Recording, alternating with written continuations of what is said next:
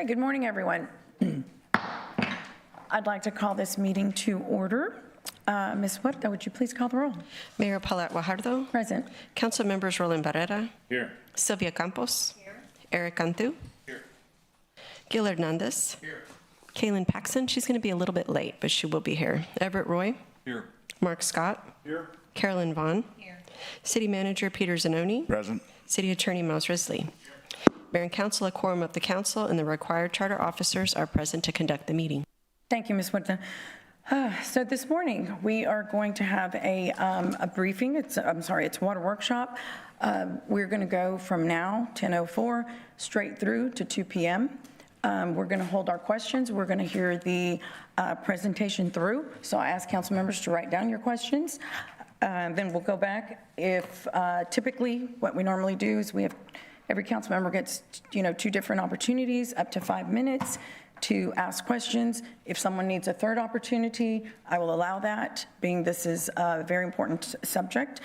So today's presentation and discussion, this is the item, regarding the City Council approved drought contingency plan to include policies that address water supply, water availability, demand conditions, and drought stages. Topics for the discussion are going to include an update on water supply demand scenarios, recommendation on baseline water use by customer classification, including multifamily, recommendation on curtailment percentages, recommended allocation by customer class, fee adjustments or drought surcharges, review enforcement provisions, car washing, flushing motorboat engines, watering vegetable gardens, potted plants, and other landscape, analysis of residential account growth, city swimming pools and splash pad for summer operations, and community and stakeholder engagement. So we have quite a bit to cover today. And like I said, we're going to go through the entire presentation, and then the council will go into question and answer. Did you have anything, Mr. Zanoni? Just one other thing, Mayor, that's a good overview. So some of the material today are policy issues that need council voting or consideration of a vote. So some of these items, and Nick will identify them as we go through the presentation, will be on the City Council meeting for the 28th for next Tuesday. And so there was a placeholder put on the agenda yesterday that went out, but by tomorrow we'll have briefing memos and more material for the council to review.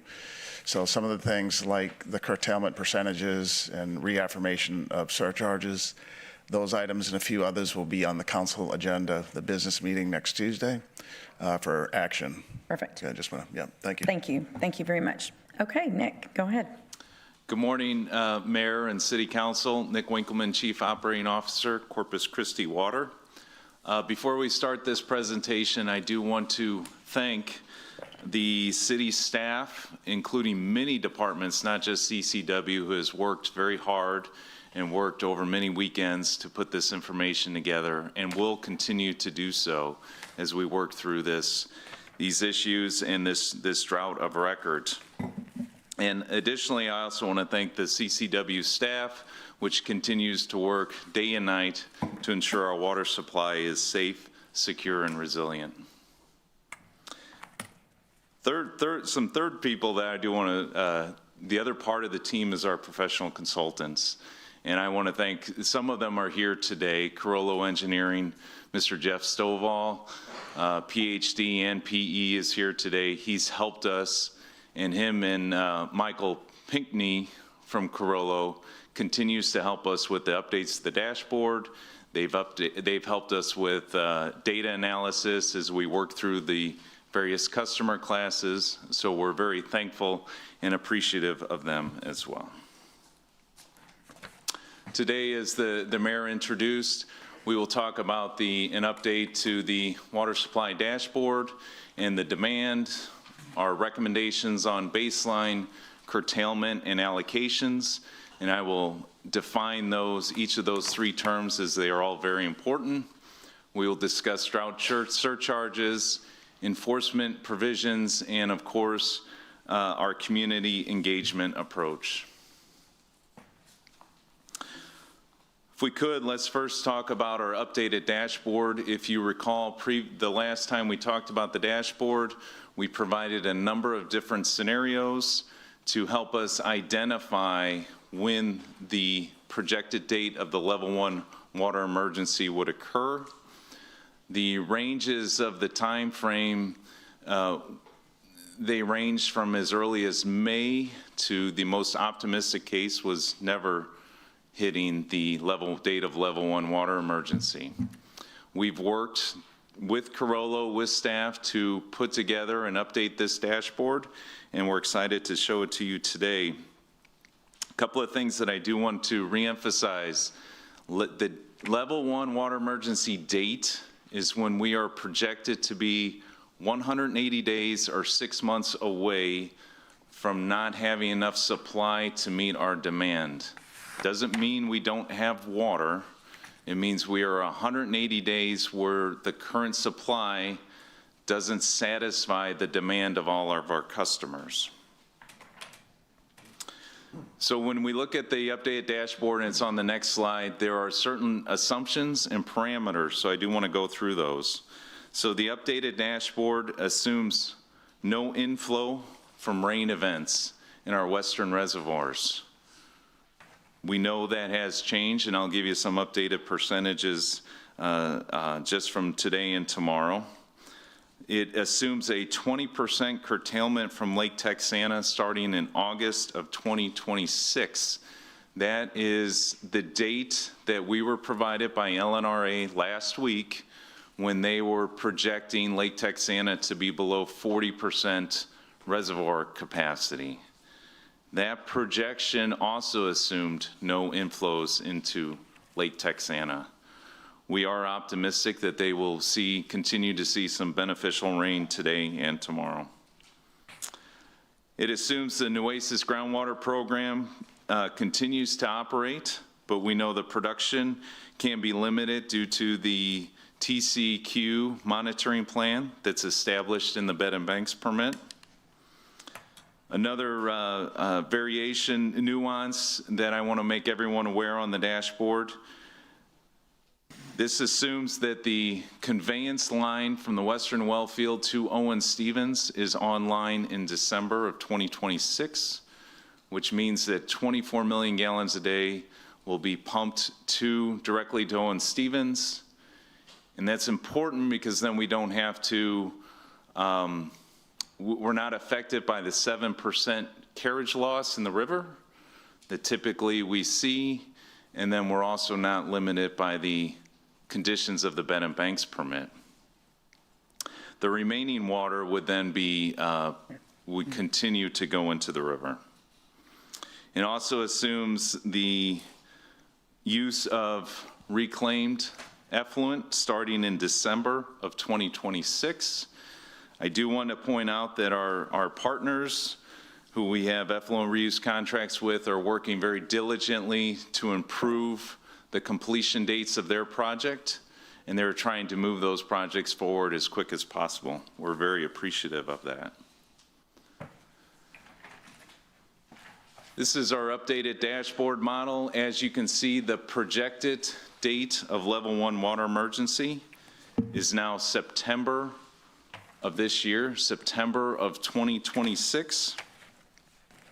A couple of things to note on this graph, and I know we've seen this a number of times, but let's just review it. So the top line, that is our demand curve. You can see the pink dots on the right side of that top line. Those are the offset of demand due to the effluent reuse projects. So that lowers our demand curve. In essence, it lowers the amount of water that we need to have available to meet that demand. The dark blue lines, those are the western reservoirs. The light blue bars, that is the eastern supply, which again is Lake Texana and the lower Colorado River. The orange towards the bottom, that is the Nueces County Wellfield program. You can see the increase of that water as it ramps up throughout the year. And then of course, in December of 2026, you see that increase because that's when that conveyance line is built and operational, delivering the water directly to Owen Stevens. Couple of things, and I know we are all watching the weather more than we ever have. So we have seen some beneficial rain. The western reservoirs have increased from 7.8% to 7.9%. That's combined. Please note that it does take time for for the impact of rainfall to be seen in the reservoirs.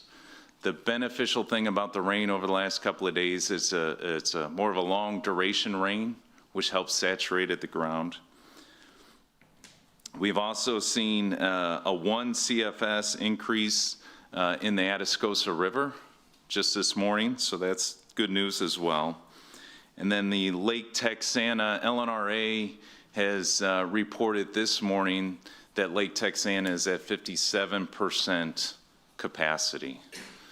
So those are all good things, and I'm hopeful that the rain that we see today will see even a more increase in Lake Texana over the next day or two. I just want everyone to remember it's not an immediate thing. We've got to wait for the water to get to those reservoirs. The line at the bottom of the graph that sort of cuts through the Nueces County wells, that is the percentage of the western reservoirs. And you can see how those continue to deplete. And we all know that the water quality from the western reservoirs continues to deteriorate in terms of TDS and arsenic as those reservoirs deplete. It's certainly unprecedented time that we're seeing in both Choke Canyon and Wesley Seal Dam. And Nick, just make a comment on Evangeline. We know it's not on here, but yeah. Yeah, that's correct. So one thing to note, the Evangeline project is not on here. There is the preliminary hearing is April 28th. It's a week from today. We hope to have information on how that will proceed after that preliminary hearing. I can't tell you when, if we get it immediately or a week or so after. That depends on the administrative law judge. Certainly, any new water supply projects like Evangeline adjust this curve. The target continues to be that we receive beneficial amounts of 4 million gallons a day from Evangeline in November if we can get permits by the end of May. The other thing with the support of this council, construction continues on that well field. Pipe is being delivered, sites are being cleared, and we will begin the installation of pipelines at the end of April and the first week of May. All of that is done so that we can get that 4 million gallons a day starting in November. And then the Evangeline project, the water comes online sequentially over time. So we'll see additional water each month after that. But again, it all depends on the permits, and we'll have to understand what happens at the preliminary hearing, which is April 28th. I'd like to go over some definitions. These definitions are important when we talk about how we're going to mitigate this situation. So baseline usage is the determined water usage of each customer class to establish its allocation. So the baseline usage, the key note I want to make is this is usage under normal circumstances. So it's baseline usage is usage of that customer under normal circumstances. Curtailment is the required reduction for us to always have our water supply meet our demand. We do not ever want our supply to not meet our demand. That provides a whole nother set of issues. It results in fluctuating pressures. It may result in boil order notices. Those are things that we are working towards every day to avoid. And the allocations, that is the amount of water that a customer may use per month during the level 1 water emergency. Typically, we talk about curtailment in percentage. It's a percentage reduction from the customer's baseline. The important number for all of our customers to understand is the allocation. If you hear a percentage reduction, that doesn't mean a residential customer has to reduce what they are using by that percentage. It means their baseline is reduced by that percentage. So it's one thing that's not appropriate to say is everyone has to take for example, a 25% cut in what they're using. The established curtailment provides the reduction from the baseline, which results in the allocation. And I'm just trying to make that very clear. So one thing that all of our customers should understand, and the important number for all of them, is the allocation number. Let's talk about our residential customers. Of course, that's a very important customer class. The fixed baseline for all of our residential customers is 7,000 gallons a month. Approximately 13% of our 91,000 accounts currently utilize more than 7,000 gallons a month. And please remember that the curtailment percentage, that would be reduced from the 7,000 gallons a month. The goal for this is that the curtailment would be triggered at the date of level 1 water emergency. This will be one of those council actions that the city manager mentioned at the start of this workshop. And I will talk more about it as we get later in this presentation. Some more information on our residential customers. The graph at the right, or at the left, shows their historic usage. It's clear to see that the impacts of the restrictions from the drought contingency plan among the community is evident. Certainly, I would think a large portion of that is due to irrigating and the inability to irrigate at this point. But you can see the continued usage of that class has dropped over the last couple of years.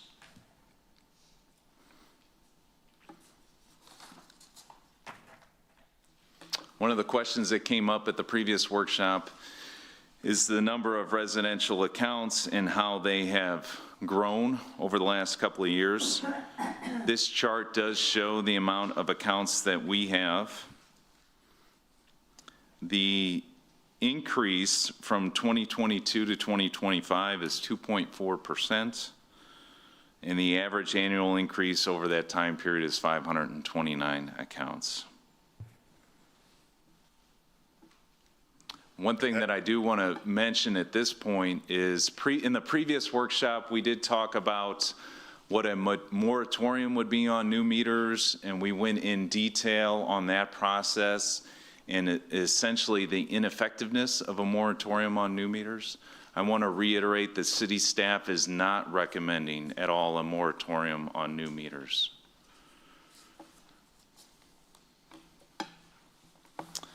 During our last workshop, there were a number of questions on multifamily units. Multifamily units can be very difficult. And one thing that we need to understand is that the usage of a multifamily unit can't be lumped into one box. Sometimes there's 10 units, sometimes there's 20 units. It's very difficult. So what the staff has done is looked at these units to set individual baselines, looking at historic usage. Previously, we had talked about utilizing meter size. There can be a huge fluctuation in meter size, so it's very important to look at actual data and their usage. The recommendation is to look at a period of record from 2021 to 2023. That is a period where again, look at baseline as normal usage. So we know in 2024 and 25 there were serious cutbacks due to the restrictions from the drought contingency plan. So we would look at that baseline, the period of record of 2021 to 2023, and we would remove the lowest value in each month to come up with a monthly baseline that would be used for this customer class for multifamily units.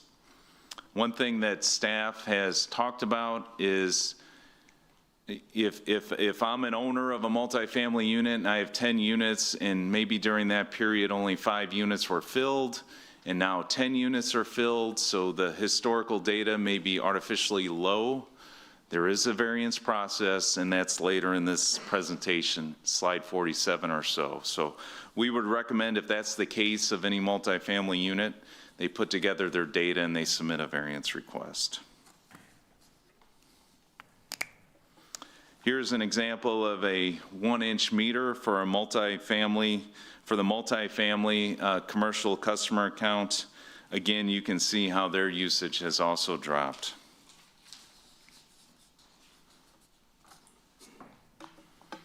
Next customer class that we want to talk about is our commercial customers. Again, this is a similar approach. Previously, we talked about looking at commercial customers utilizing the size of their meter, but we've got to understand the size of their meter isn't necessarily representative of the amount of water that they're utilizing.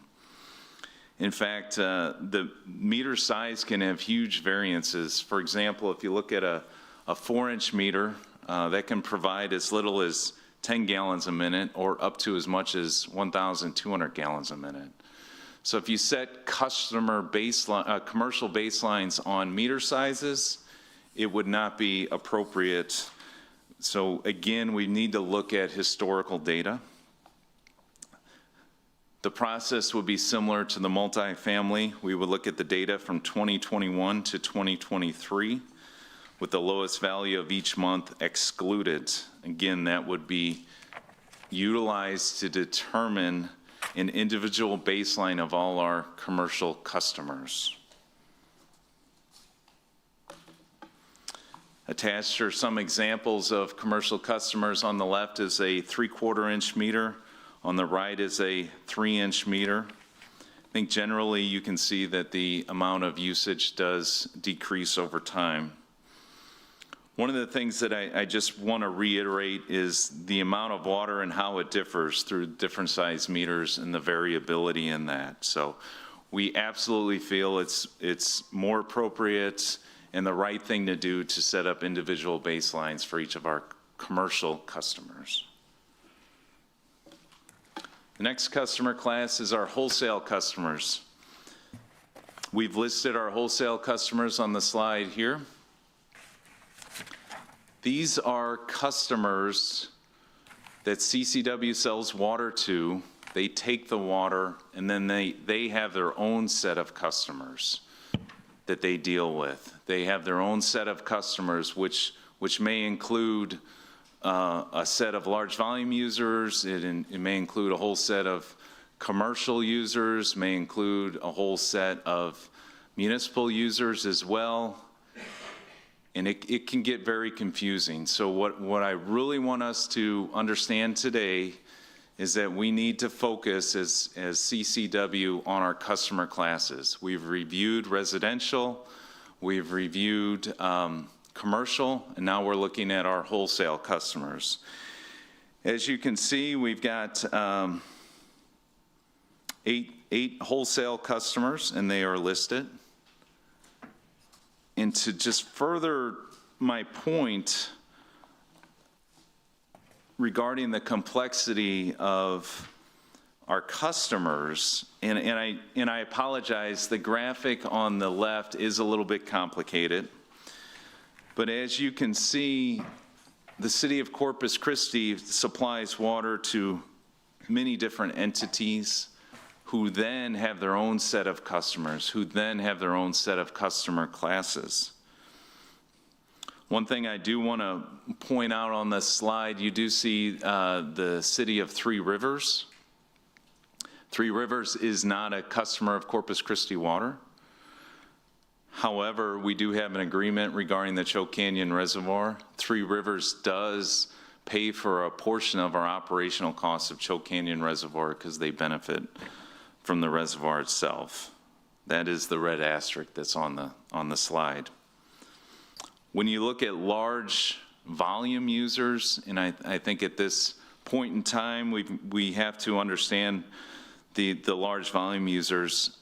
One of our wholesale customers, San Patricio Municipal Water District, has a number of large volume users. They are listed on the right of this slide. These customers are not Corpus Christi customers, they are customers of San Patricio Municipal Water District. So they will be affected of how we implement wholesale allocation to San Patricio Municipal Water District. However, it's the business of San Patricio Municipal Water District and any of our wholesale customers to understand the effects on their customers.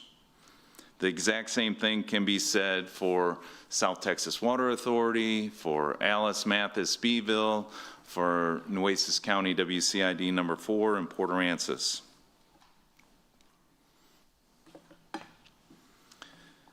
The drought contingency plan does have a prescribed process for setting the baseline for our wholesale customers. It's detailed in the drought contingency plan. That detail shows essentially that the previous 5 years of data would be utilized to come up with a monthly baseline for all of our wholesale customers. Staff has been looking at this rigorously, and we know that this process isn't the most appropriate. And the reason it's not the most appropriate is because of periods like COVID, periods of the addition and subtraction to their customers over that 5-year period, and of course, the long duration of restrictions that have been seen. Again, I just want to reiterate the definition of baseline usage. That is typical usage under normal circumstances. If you look at the last 5 years, unfortunately, there hasn't been 5 years of normal circumstances. And I'll definitely point to COVID during that time frame. Working with our professional consultants, our modelers, our stakeholders, we feel the most appropriate approach is to develop an alternative process to provide baseline numbers for our wholesale customers. This alternate approach looks at data from 2022 to 2024. And again, the lowest value from each month would be excluded. And it also has seasonality. We absolutely understand that our wholesale customers have to deal with seasonality. It establishes a baseline, annual baseline that's divided into 3 seasons. Summer is 1 season, spring and fall is another season, and winter is a 3rd season. You know, I'm going to give you some examples here that better show the point that we're trying to make. This slide is our wholesale account with the San Patricio Municipal Water District for treated water. The blue bars are their usage. The dark blue line, that is how the baseline would be established using the current drought contingency plan approach. The orange line is more appropriate, and that is the approach that I've outlined in the previous slide, where we would look at 3 years worth of data, subtract the lowest monthly total, and come up with a seasonality allocation. And I do want to take the time to remind everyone that this is establishing a baseline, and the allocation will be less than the baseline depending upon the curtailment percentage. So this is not an allocation chart, this is a baseline chart. As you can see, the orange line is more representative of typical usage for this customer. The next slide is our same wholesale customer, San Patricio Municipal Water District, but this is their raw water account. Same approach, the blue bars are their usage over time. The dark blue line is the baseline established in the drought contingency plan. The orange line is the alternative and recommended approach. You do see some variations in this, but overall, again, the alternative approach maps out to typical usage and what the definition of a baseline is. Next customer is the South Texas Water Authority, and I have one of these graphs for each of our wholesale customers. And you can just see there, again, the bars are their usage. The dark blue line is the drought contingency plan method, and the orange line is the establishment of the alternate baseline method. City of Mathis, please note the City of Mathis, they're taking water from Lake Corpus Christi, but you can see the variances there as well. City of Alice, they are also taking water from Lake Corpus Christi. You can see the variations in their usage. A lot of that has to do with when they are filling their in-town reservoir, which is Lake Finley. City of Beeville, Violet Water Supply, Nueces County WCID number 4. Of course, they provide water solely to the city of Port Aransas. One thing to note, and I do want to talk about this, is you can see the reduction in usage, and you can certainly see where usage during this historic drought has changed. It's certainly changed. It's evident in this graph here for Port Aransas.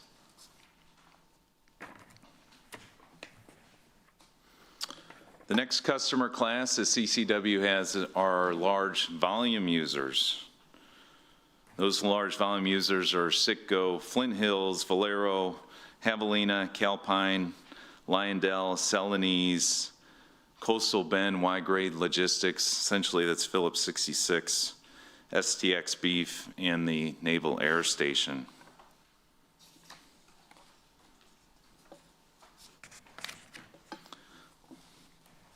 For consistency and working with the stakeholders of our large volume users, we've agreed to the method to look at historic data from the period of 2022 to 2024.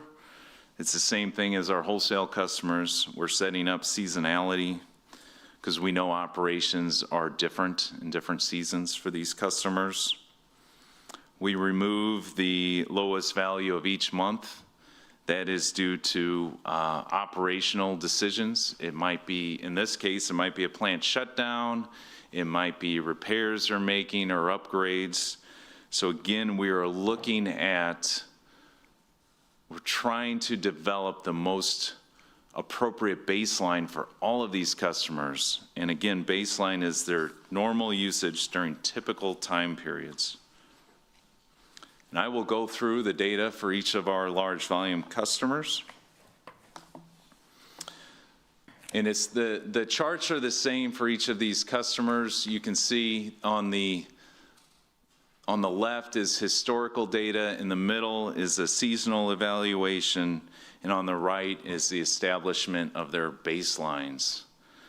So you can see their chart under the historical usage. The chart in the middle shows the seasonal evaluation. There is a blue line in the middle of the boxes on the chart on the top middle. That would be where their baseline resides. And then on the right of the slide is their established baseline usage. So we show the baseline usage in million gallons per month. It is shown within those 3 seasons. Again, it's summer, spring, fall, and winter. We've also showed the annual average per month, and then also the annual million gallons that would be used over the course of a year. I do want to just continue to reiterate, because that this just establishes a base from which we reduce from.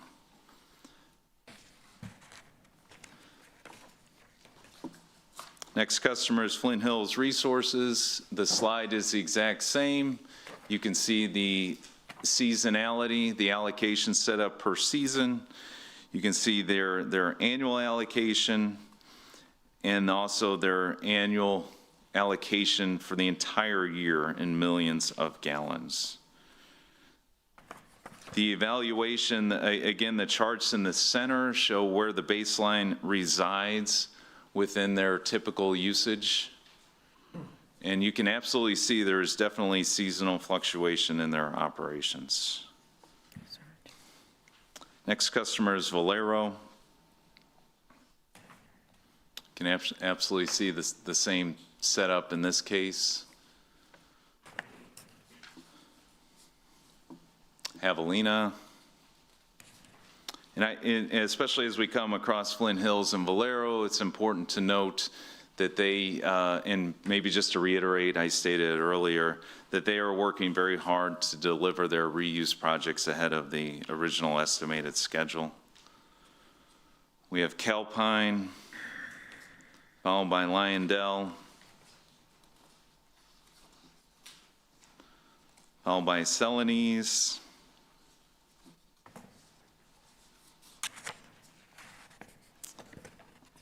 Coastal Bend Y-grade logistics, which used to be Epic. Sometimes it's referred to as Epics, but essentially it's Phillips 66.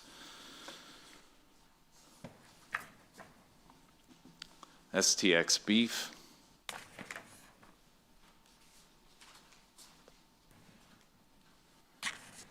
Then we have the Naval Air Station as well.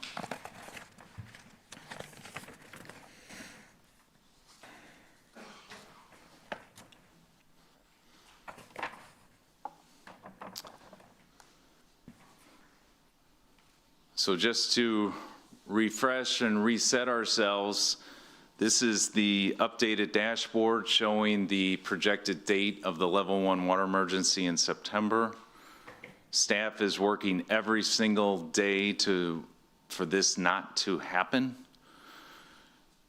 And with the addition of new water supply projects like Evangeline, addition of inflows, the benefits of all the work that we're doing, the goal is to never get to this point. As of today, this is the date when we will be 180 days from supply not meeting demand. So the goal of curtailment is to, when we get to that point, to ensure that we always have enough water to meet our demand. Operating the water supply system, we do not want to ever be in a situation where demand outpaces our supply. So once you get to this point, you get to a point where you have to end up with curtailment. Working with our modelers and staff, the recommendation is a curtailment up to 25%.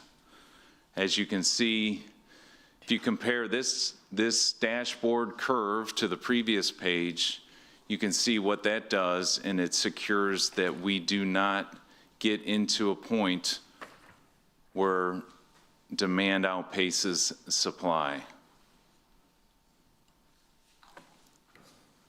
in a steady and efficient manner. So when you look at our customer classes, that curtailment percentage is applied evenly to all customer classes against their baseline. So the residential class If you recall, we established their baseline as 7,000 gallons per month. The curtailment percentage would be 25%, and that would result in an allocation of 5,250 gallons per month for our residential customers. Again, the allocation is what's important. Currently, approximately 30% of our residential customers utilize more than 5,250 gallons per month on average. It's 30%. Commercial customers, if you recall, we're recommending an individual baseline. They would have to reduce their individual baseline by 25% to result in their allocation. Wholesale customers, staff is recommending the establishment of the individual baseline utilizing the alternative method.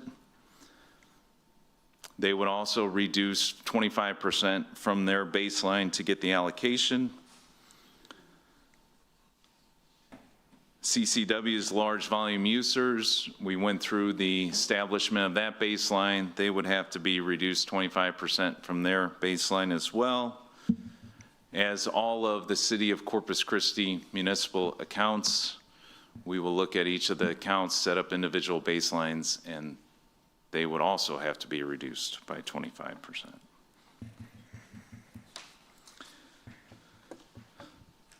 What we'd like to do now is look at what this means in aggregate for each of the customer classes. Remember, our customer classes are wholesale, large volume, residential, and commercial. The black bar on the left is the 2025 consumption. The dark blue is the baseline. Remember, the baseline is established usage under normal operating circumstances. And then the light blue is the allocation. So you can see across each customer class how things are made up and where the allocations and the curtailment would be felt, excuse me. One thing I do want to point out, Alice, Mathis, and Beeville are wholesale customers. However, they draw water directly from the lake. They don't draw water from the CCW distribution system. So the wholesale customers listed on the left do not include Alice, Mathis, and Beeville. Their take is determined upon the lake levels.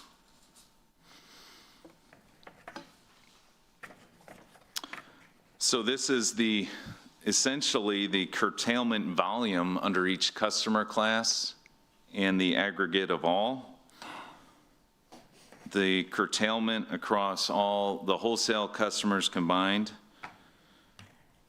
you can see that it's 7.7 million gallons a day. Large volume users, 7.5.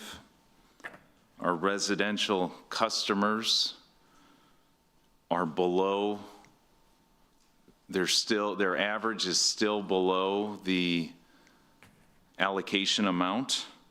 However, I do want to point out, remember I said that 30% of our residential customers do use more than 5,250 gallons a month. There will be residential customers affected. So it's important for our residential customers to understand that allocation total. Commercial customers, their curtailment impact is 0.6 million gallons a day. Nick, can you you mentioned it earlier, but this is important across the headline that all customers will take a 30% reduction, right? So this is not accurate. That's not an accurate statement, as you said.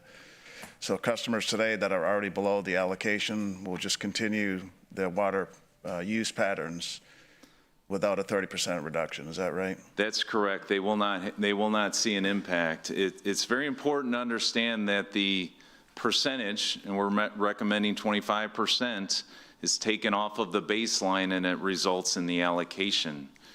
If any customer is using less than the allocation, you're already meeting our request.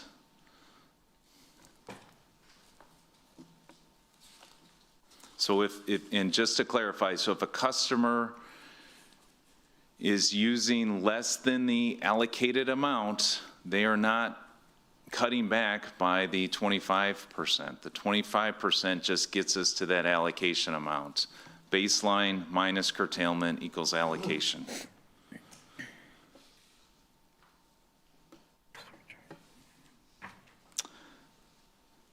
One of the things that is absolutely addressed in the drought contingency plan is that of surcharges.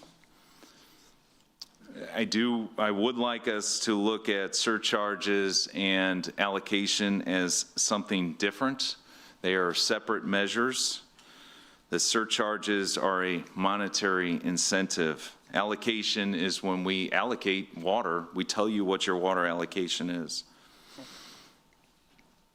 The goal of surcharges is absolutely to continue the encouragement of conservation behavior and obviously to reduce our water demand. The surcharges that are established in the approved drought contingency plan are up on the screen.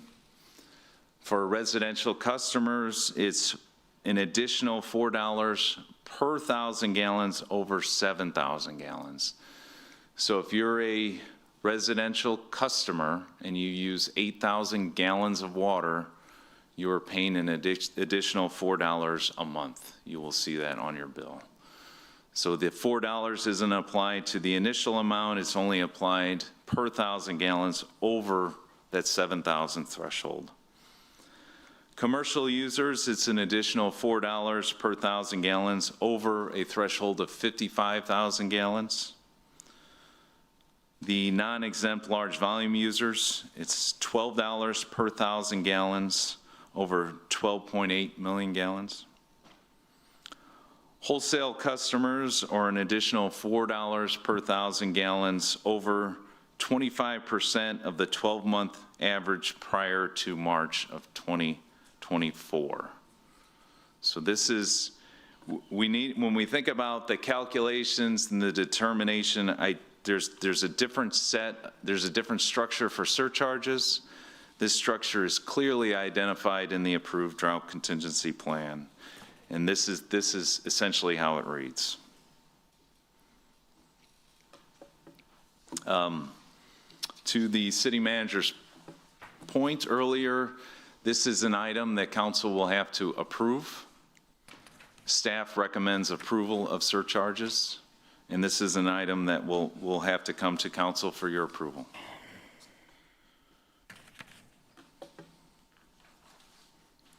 Enforcement provisions. The enforcement provisions, when we think about them for a residential customer, they're the same provisions that are in effect today. We do have some customers that irrigate illegally. They are issued citations. It's the same enforcement measure if we have customers that are utilizing more than their allocation. The important thing to note is that CCW is looking for compliance. We are not looking to issue citations. We will always do our best to alert a customer to make them aware. I know our utility billing office tries to make a number of proactive phone calls. Staff tries to engage our customers if they're home and available to advise them to ensure that they understand the rules and the restrictions.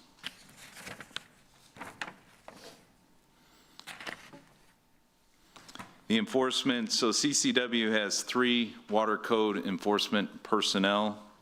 That's for the entire city. Code enforcement for the city resides under the Development Services Department. They have approximately 27 individuals on their code enforcement team. It's very important for all of us to understand city staff has no enforcement authorization to work outside of the city. We don't enforce restrictions in other cities and in customers that are outside our municipal jurisdiction. And I alluded to this earlier, but the utility office will monitor accounts, will do their very best to advise if something looks out of whack. Our cause has always been compliance and not citation.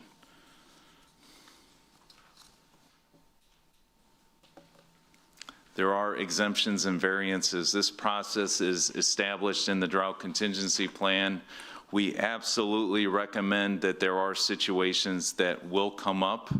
There are situations that need a variance, that have certainly a logical variance would be required. We recommend that the forms are filled out as completely as possible, and any entity requesting a variance just be as complete as possible, provide the information requested so that an accurate determination can be made. As all of you know from the last workshop, car washing under level 1 water emergency is prohibited. One thing that we do want to say is that alternate water sources, captured water, water well, rainwater, those can all be utilized for these services. When you look at the drought contingency plan, the use of water, it really applies to water from the CCW system. Water that is obtained independently of that system is essentially auxiliary water and can be used to its benefit. I know that recently our rain barrels have sold out. We know the city is utilizing rain barrels, and we know over the last day they've all filled up, so we're very glad about that. Question that we definitely want to clarify is the flushing of motor boat engines. So the washing of boats, as prescribed in the drought contingency plan, is prohibited. However, the flushing of motor boat engines is not prohibited by the drought contingency plan. We do recommend, if it's possible, to, when you flush your motorboat engine, if possible, capture the water and reutilize it for another cause. But again, the flushing of motorboat engines is acceptable.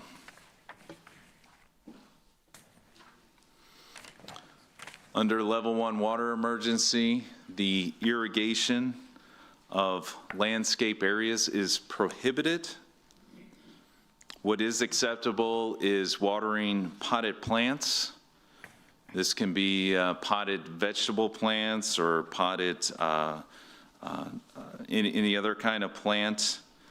The drought contingency plan does not allow for the irrigation of landscaped areas, which include vegetable gardens or fruit trees.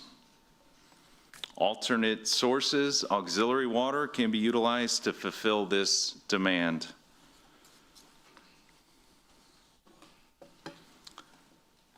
Swimming pools and splash pads.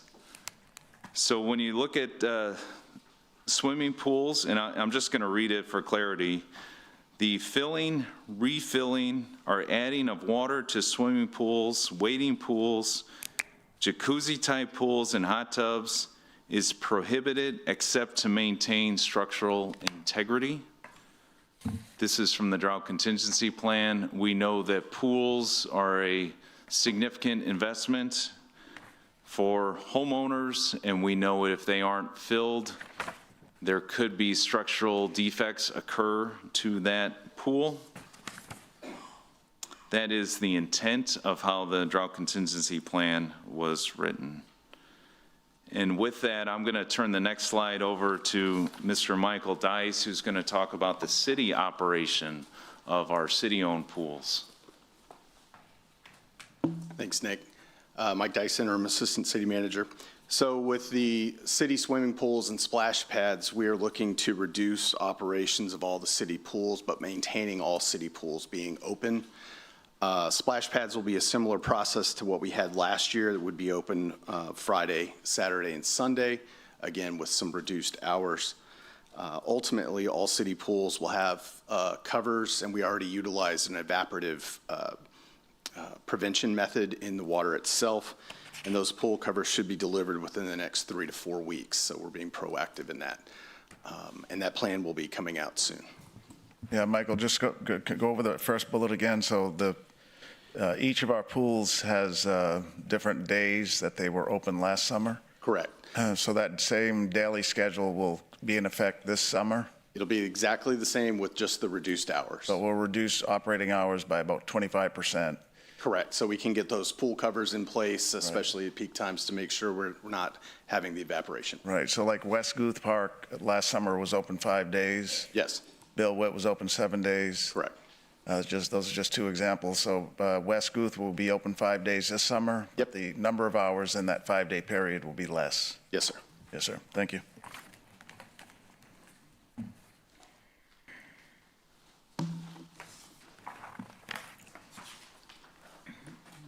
Thank you, Mike. So we've also worked with our communications team to develop dates for information sessions throughout all of the districts. The approach is very similar to our budget information workshops that we host every year. And what we've done is the communications team, and we're thankful all of their hard work, is they've established the following dates as shown so that our community can reach out to us and ask questions and gain insight. And as you can see, this is basically starting next month and will continue.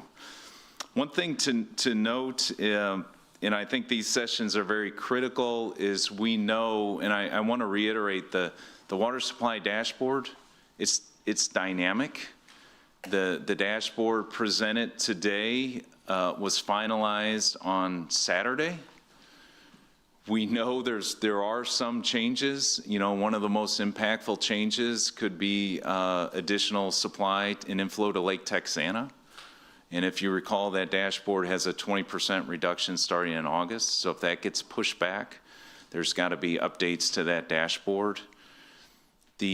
Our commitment is to provide this council and our community an update of the dashboard a minimum of every 30 days.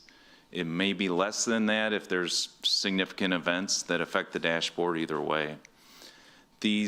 All that being said, I think these community information sessions are important so we can talk one-on-one with our citizens and explain the details of the dashboard.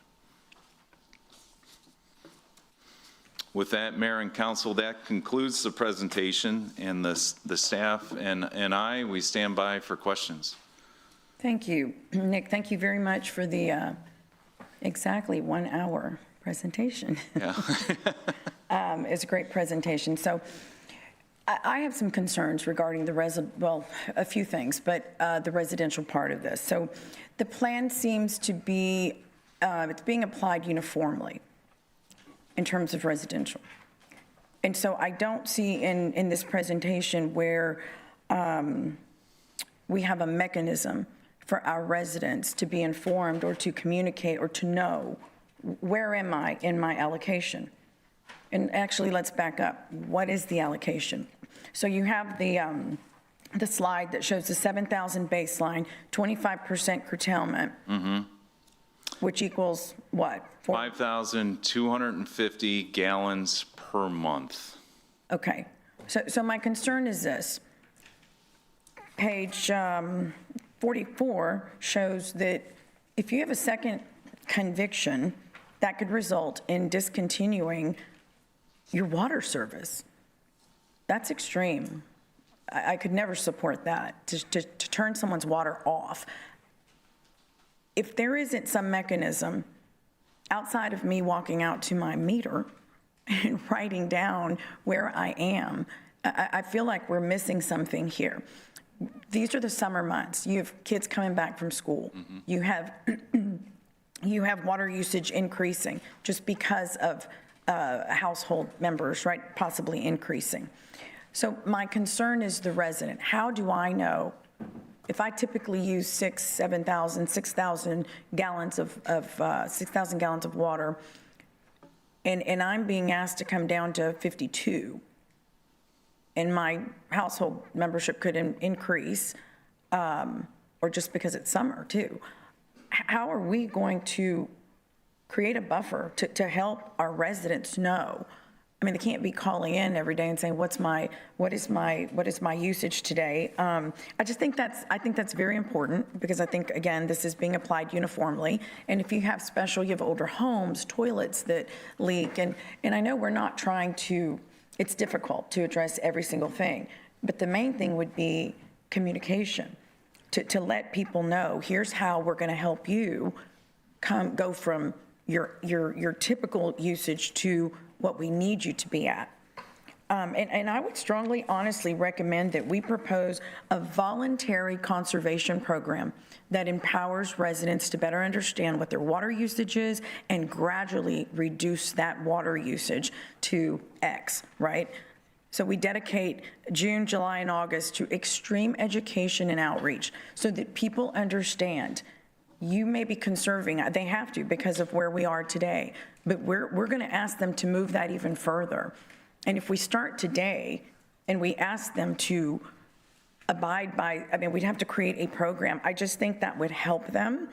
I have a problem, again, with shutting off service altogether, not knowing the circumstance of what that may be. Go ahead. Yeah, Mayor, and I think your comment, you hit it on the head. So remember, the projection for the date of level 1 water emergency would be September. So the majority of the summer months would not be in an allocation period. And it does allow, just as you said, for time for all staffs to work with all of our customers across all classes to ensure that they understand the things they can do to achieve that goal in the end. I think this is definitely a time period where every one of our customers needs to understand their usage. They need to understand look at their bill, what they're being billed for, and because now is the time that we can start making those positive actions in preparation. How are we going to do that? That's what I'm suggesting, a program. Not what we do now, a very strong program to do exactly that. Whether for example, I use 2,000. 2,000 is 2 people in my household. I use 2,000 gallons. I should still be receiving and being educated on, here's what's happening, even though it wouldn't necessarily affect me. I think that's extremely important. I think a program should be created. I think we also need to know how many households actually fall under that 5,000, what was the number? 5,200? 250, so 70% fall under that. 70%. Yeah, so if there's 91,000, I'm just going to do the math right now, 91,000. So 63,700 customers are currently below 5,250 gallons a month. Or below? Below. Out of, okay, so how many? And above it is 27,300. Okay, so 27,300 households would be at risk, could be at risk of being turned off if they violated twice. They potentially could be above the 5,250 allocation. Okay, that's my concern. You heard my recommendation. The other thing I want to bring up here is the boats. I vehemently disagree with not being able to wash boats. We're a coastal community. We had 30 to 50 fishing tournaments last year, and the economic impact there was $20 to $30 million to this community or this region.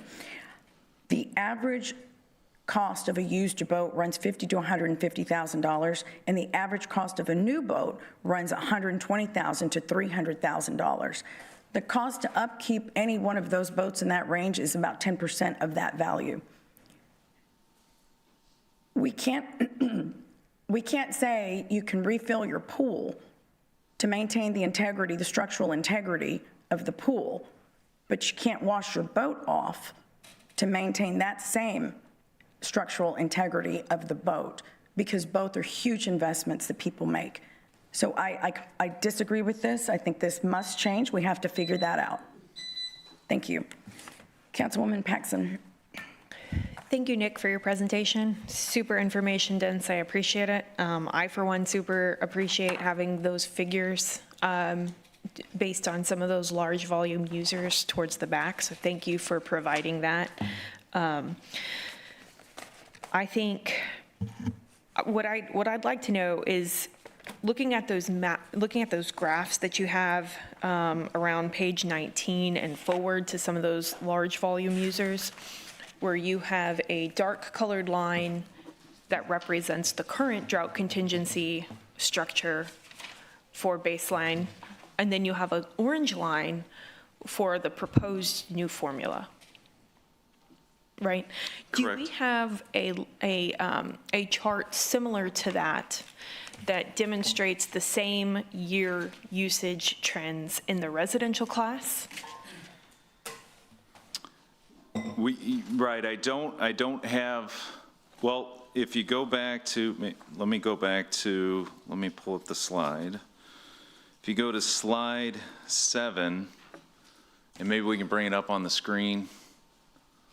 Or I'll bring it up, let's see.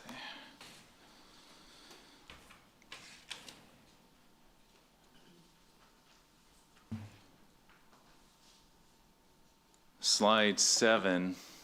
So it's in a line format, it's not in a bar chart, but you can see this is the annual usage of the residential customer class for Corpus Christi Water. Do you have a printed one that we could put on the little light next to you? Because I just have some questions to point out on that one. I don't think people could see from mine, but if you look at the years 25, 26, 2024, we had started some drought restrictions, but they were still early. So I'm more looking at 25 and 26. If you could kind of point to that 5,250 line in the chart, and I know we can't do that on the screen, that's why I said if we could do it on the little light. Yeah, he's drawing on it right now, and then we'll put it under the sky cam. Let's see if that'll work. Yeah, he's got Thank you. Yeah, please excuse the. The master notes. It's right up above your neck. There you go.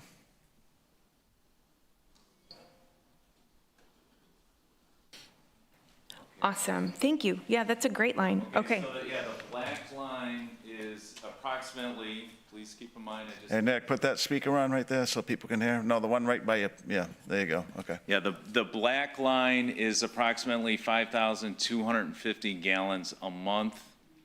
And this is the residential class average usage. So this is the current usage according to the blue line. Correct. So That's that recorded black usage. line is the proposed new curtailment line. It's the new allocation line. Thank you, allocation. So my point being, as you see it go through the other years of historic data, if we were to apply this to those, similar to the charts we have on page 19 and forward, it's not quite the same metrics. They don't seem to add, they don't seem to translate to both the same. On page 19, if they can show that up on the screen real quick for your actual slide. And I'm not picking on page 19, I'm just using that one because they're all pretty much the same or similar. The blue line is the drought contingency plan. And you can see the usage bars. The blue dips below the usage there. The orange, there are some peaks that it dips below, but for most of that orange, all the usage is below. So that's why I'm asking on the residential side if we have a chart that looks like this, because if this is a proposed baseline establishment structure, it's different from how we're applying it to residential. So the line you drew makes me believe that the majority of our users are already well below the 5250. 70% of the residential 70% of customers them. are, 70%. So 30% are above. what I'd be curious to see is what that recommendation could look like if we're actually mirroring the process on these stages for that customer class. Does that make sense? It does. One thing and you alluded to this, Councilwoman, so Stage 2 restrictions was March of 2024. So that's, we started getting, restrictions were coming on, changes were made. You can see that in the data. Stage 3 went into effect December of 2024. So the thing is that the residential customers were making those restrictions already, and that would be evident if you proceed Right. with that sample set. I agree. Just to clarify. And I think that if we look at this chart versus that one, you can track that percentage drop across the peaks and low points of usage. You see how it's a much different structure. So I say that I would like to see what that would look like. And just so I'm clear, you would like to see us run the residential numbers using the same baseline methodology as what's shown for our wholesale customers? Would that be very difficult?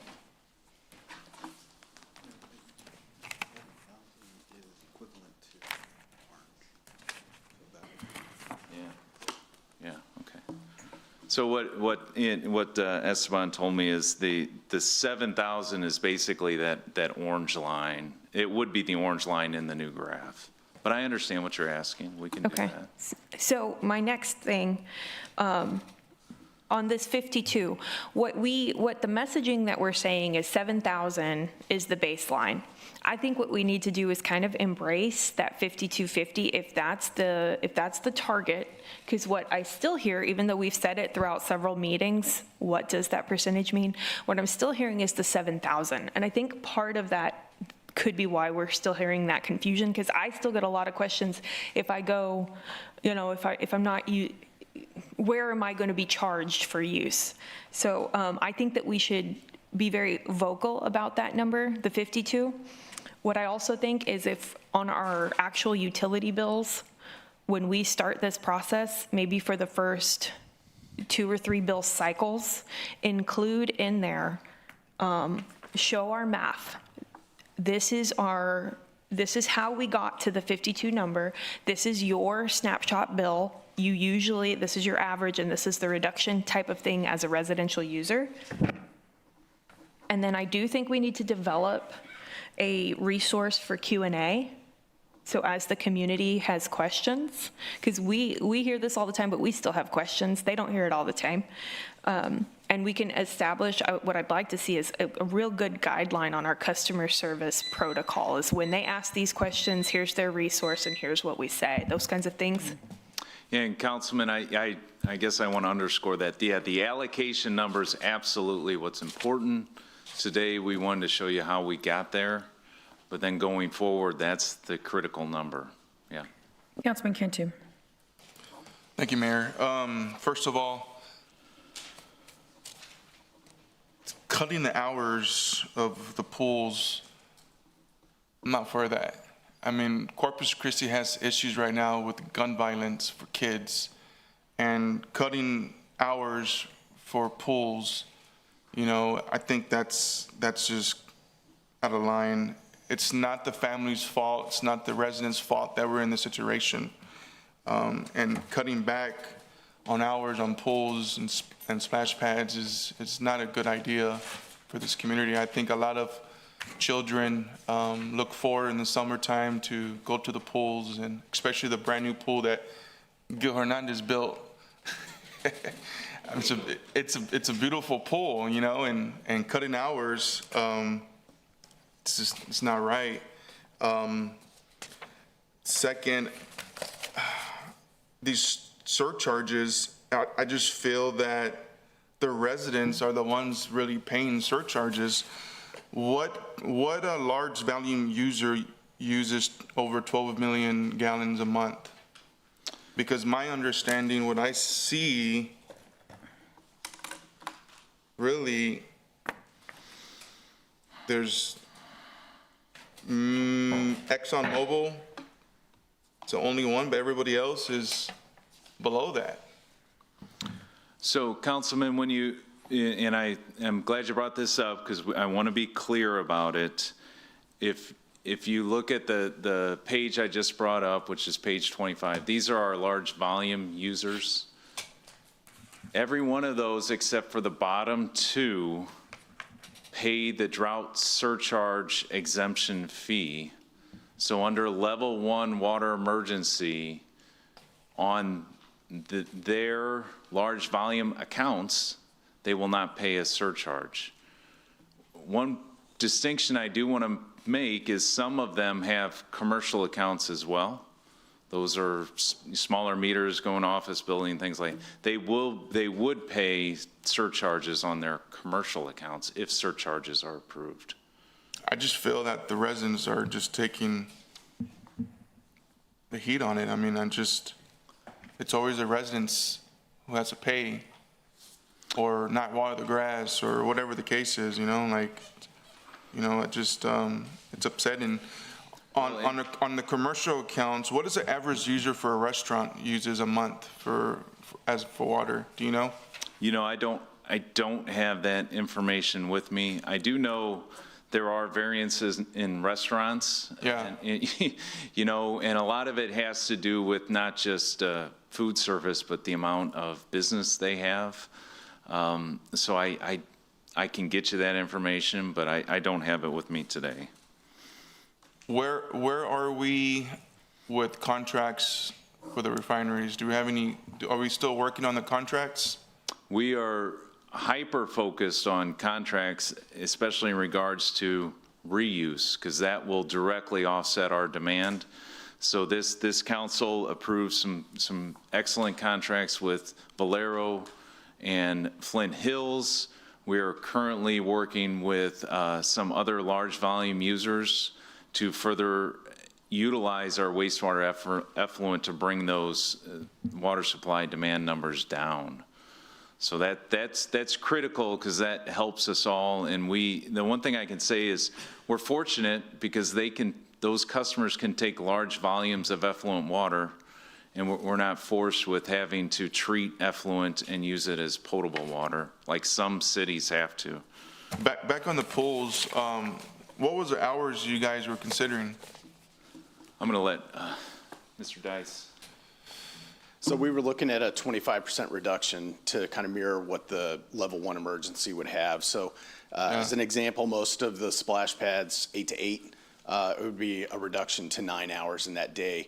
And we'd probably focus on those peak hot hours to have that open at that time. But again, it's just looking at how we can make those reductions. In the pools themselves, we already have the evaporation preventative. We have the pool covers going in. So we have some things that'll help prevent that as well. But we're looking best management practice. Are you guys going to put a cover over the pool? Like a No, just the pool itself, Okay. not as like an indoor or shade structure. It's actual pool cover. Yeah. Goes on great. I just feel that, that's the wrong direction to take. I mean, we have an issue here in Corpus Christi with gun violence with children, and I think we need to keep our children at safe places. And, a lot of children don't have the luxury to have a pool behind their house or go to Six Flags or whatever the case is, and they look forward to the summer times to go to our pools and stuff. And I just feel that we need to make sure we keep those pools open. I got some other questions, but I come back with my next time. Thank you. Okay. Councilwoman Campos. Thank you, Mayor. Well, this truly highlights what residents have been doing all along, which is we've been saving. We've been saving water. We've been doing our part. What it also highlights is that what heavy industry has been using, which is, go on as if there's no drought going on. But, of course, that's my regular soapbox, but at least now people can see it on the graph. So every time that we get a presentation, it's always about us, about residents, how much we have to cut back, like on the pools. I think I asked you, how much water do we actually use on splash pads?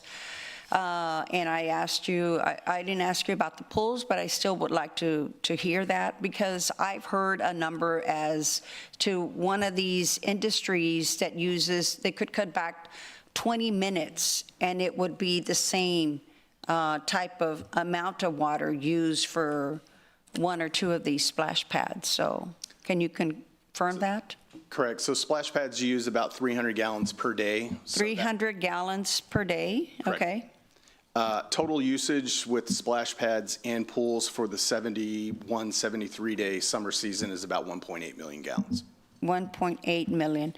Okay, and just just, I don't care which one you pick, but just one of the heavy water industry users. I don't care which one. Which one do you want to pick?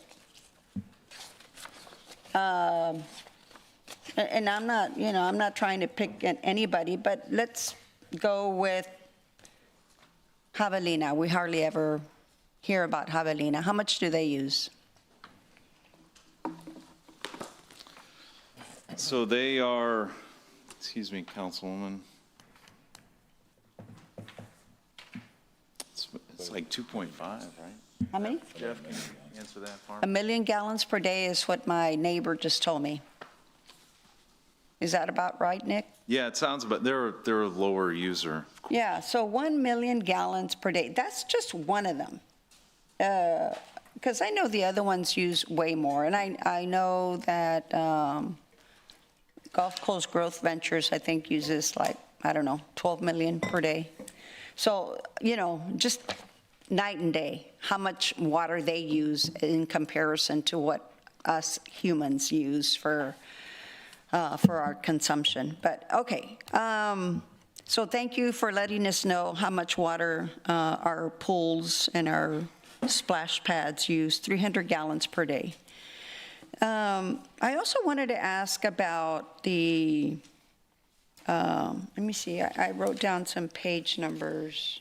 Well, I already mentioned about how the residents are already consuming a whole lot less. And evidently, because we're consuming a whole lot less, it's being used by other customers, because it's not saved.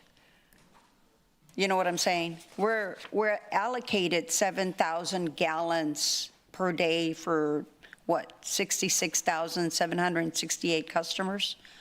But we're not saving that, are we? So it's nine. So the total number of residential customers is 91,000. I don't know where I got the 66, So 91,000? that's roughly 70% of the 91,000. So 70% of our residential customers use less than 5,250 gallons a month. So that's where that number came from. We have approximately 91,000 residential accounts. Mm-hmm. So times 7,000? Because that's how much we're allowed, right? So again, that's the baseline, and we should focus on the allocation number. The baseline subtracting the curtailment amount gets us the allocation, and that's the number that we need to focus on. And when we get to level 1 water emergency, and you can see it in the presentation, all customer classes are affected by that reduction. Which we are. We've been, yeah. Correct. That's why we're focusing on the 5,200, because that's about, with that reduction where our number should be at, or where it, Yeah.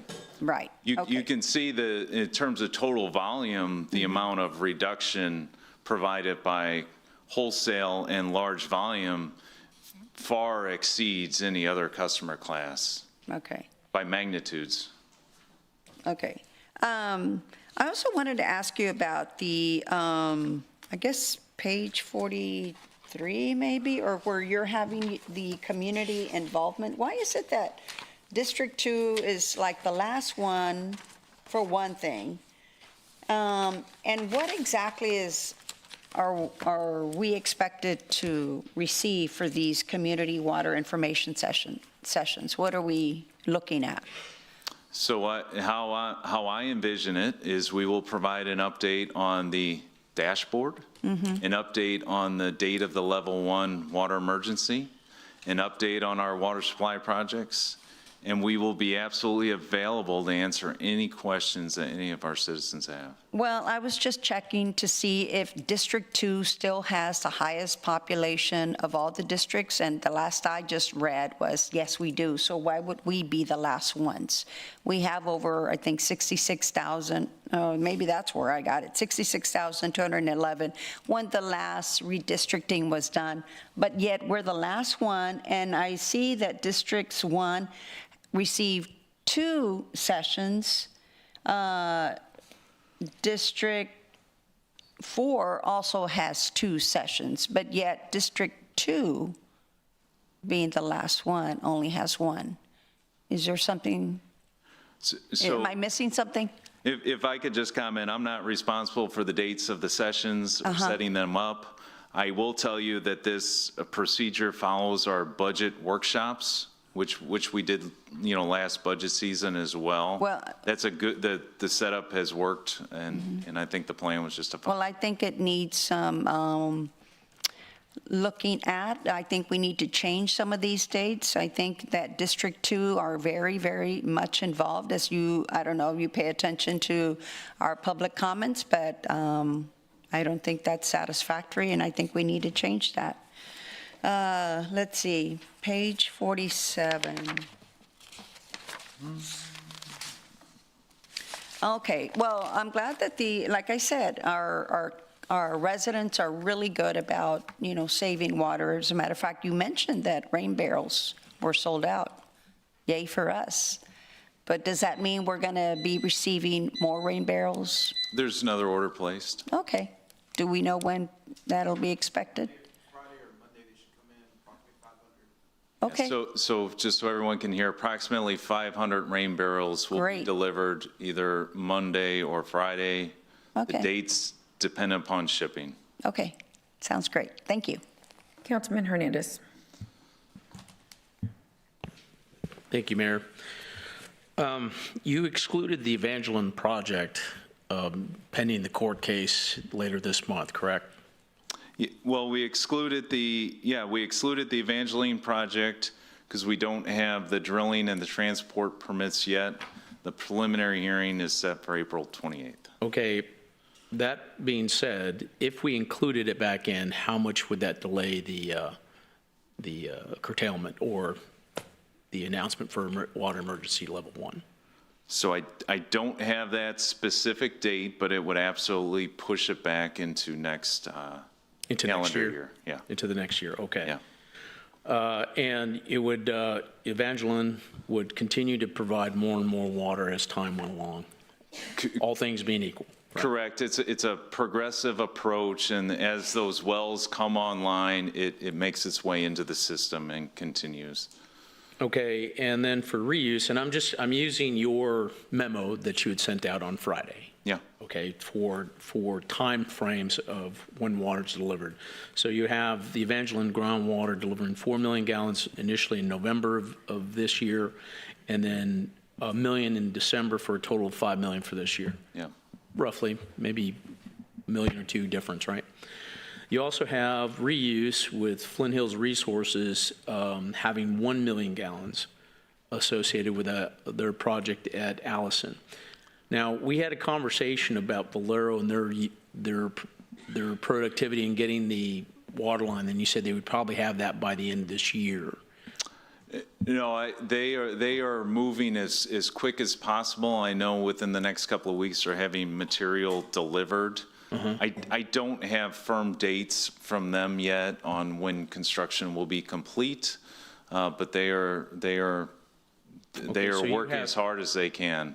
You have the volume for them being in December of 2027. The reason I bring this up, because when you were on vacation, Wes was up here talking about when these projects were going along, and he said that we should have our line from Oso to Greenwood complete by May of next year. The engineer, Ardura, has estimated by May of next year the project would be completed. but we haven't awarded the CMAR contract for that yet. Once the CMAR is on board, we'll because then you'll have construction and the engineer working together on an established date. Can you relook at your estimates for volume in your memo for the next week to make sure it aligns with when you get or you're projecting projects to be completed? I will update that after I get in. I will request input. So a couple of things. So the Valero is the Valero project, so I'll get updates from them. Okay. And Flint Hills, I'll get updates from Flint Hills. The Osota Greenwood, I'll request another update from Ardura. Yes, sir. Okay. Yeah. All right. So I'd like to say that what you're projecting here, if all things go well with Evangeline, will actually be pushed into next year. So this is just worst case scenario. Yeah, because think about, the inputs. You've got the 20% reduction in Lake Texana. You're assuming no inflows into the Western Reservoir, which it's raining now, so that's good, but we're not getting the kind of rain we need, so. Understand. Okay, so I want to kind of go back into your, how you're doing the allocation and then surcharge structure. It seems to me outside of residential allocations, you have each commercial, wholesale, and the rest of them as individual baselines, but your surcharge structure does not match that. The surcharge structure is what's in the approved drought contingency plan. No, I understand. Yeah, we just. That. Are we going to change that to reflect baseline? Because it seems like, to Councilman Cantu's point, each restaurant is different in terms of how much water they use on a particular baseline. Like, for example, if you have like a Golden Corral that has dishes that they wash versus a McDonald's that throws away, that has, paper goods, you may have a different usage in terms of what their water usage is on an individual basis. Same thing with large volume users. They have individual baselines. It seems to me that their surcharges should be based on the baseline that they're doing, not some arbitrary number that is selected that we did through the drought contingency plan. I think we need to review that to where it's on an individual basis, which leads me to the issue that I came across with the exemption of water emergency is kind of implied through the language that's in our current drought contingency plan. And I asked for the individual contracts that we have for the drought surcharge exemption. And come to find out, we only have 2 contracts for that. And what you had sent me, Peter, that was Valero and Equistar. All the other ones don't have contracts for the surcharge exemption fee, and what I would ask for it for was because there was nowhere that there was any language that it was exempt from stage 4 or from water emergency. And even those 2 contracts between Equistar and Valero don't match. They're different languages, which was kind of a little frustrating on my part. But, from the specific language here was in some cases kind of identified in our drought contingency plan. And I'll read it. The city agrees to the fee may be adjusted no more frequently than every 5 years by the city council. The city acknowledges that the company's timely payment of said fee, the company is exempt from the city's water allocation surcharge of City Code Section 55-154 for the month of billing and curtailment of water during reservoir system stages 1, 2, and 3, except when such curtailment is required by Texas Water Code Section 11.039 or required by other applicable state laws or state regulations. However, this agreement does not prevent the city from allocating water supply in the event of a water emergency shortage condition defined by TCEQ regulation or city ordinance. So I think we need to look at that language a little bit closer because this isn't matching up. And by baseline of what they're actually using and give them credit for what their baselines are and, however it's calculated, not by some arbitrary number. Thank you. Councilwoman Vaughn. Okay, first of all, I want to thank the citizens because we asked them to conserve and they have. They've worked really hard, they stepped up and they were responsible. And thank you for all the work that you've done as well, Nick, and your staff, because I know y'all been working, and Mr. Sinoni, nonstop on this. Let me ask you something. I'm sitting here listening to this about all the users, different users that we've got. Why isn't the city of Corpus Christi listed as a major water user? Are you referring to the chart where we list the different customer classes? I'm just referring to the city of Corpus Christi, why they're not, I don't see them listed in all the things that we do. I'm thinking, where are they listed? We've got residents, we've got commercial, we've got industry. And by the way, I do think industry has stepped up. Some people don't, but they have reduced their water consumption as well. I'm talking about the city of Corpus Christi, because if we're going to ask the citizens of Corpus Christi to step back and make all these sacrifices, then we need to lead by example. Right, so on page 39, we will be reducing our water usage by 25%. Okay. Well, let me ask you this, though, because I'm going to ask you to do something, because Okay. I think that it's important that the city do this for the citizens of Corpus Christi. Can we ask the city to compile and publish a list of their facilities? I'm talking about public safety, city hall, everything, all the owned facilities that we have, and include their usage, irrigation, parks, everything that we do, and publish it monthly so the citizens see it. They have a right to see that, because we use a lot of water. I don't know how much. I'd like to know. Do y'all have any idea? Yes, we do, Councilwoman. It's 1 million gallons. Is that right, Jeff Stovall? Yeah. Okay. Yeah. So our current usage is less than 1 million gallons a day per month. Okay. And one thing that I wrote down your request. One thing I do want to say, there is water utilized in some of our treatment processes. Again, I'm speaking for Corpus Christi Water. There's potable water utilized at some of our treatment facilities as well. There is also potable water utilized at our odor control at a number of our lift stations currently. And that's good, and the citizens need to see that the city is Yeah. conserving. That's my point. Yeah, well, Let's lead by example and show them that we are as well. One of the things I wanted to ask you is, because when I had the meeting with y'all yesterday, y'all had a different take on the pools. You were going to actually close some of the pools and leave some open. What happened? After meeting with several council members, Councilwoman Vaughn, we decided to keep all the pools open. Okay. Then actually we got feedback on such meeting a few weeks ago individually, like Councilwoman Campos had concerns on closing one of the splash pads. So it seems the prevailing sentiment of the council supports keeping all pools open. And so that's why we changed our recommendation from yesterday. And I get that and understand what you're saying, Eric. I understand all of that. My point is this: I just think we need to look and see for sure what all the uses of the pools are, because you've got some new ones, you've got some old ones. The older ones I would think would be harder to shut down and start back up than the new ones because of the equipment, the parts, and all of those things. But I just think you still need to look at it and just see. Yeah. I don't know what they want to do. I don't want to shut the pools down, but when you get to a situation like this, everyone's going to have to sacrifice. And our pools, all the things that we get to do right now, that's entertainment. Water is a necessity. It's not going to be pretty for what we have to do, and I don't want to do it, but everybody's going to have to make sacrifices. Everybody is. And I think if the public sees that, I just think you need the pros and the cons of opening them for certain hours of the day, because I'll understand you want to do a pool cover, so that helps us with evaporation, but if you're open in the heat of the day, what good does that do? Well,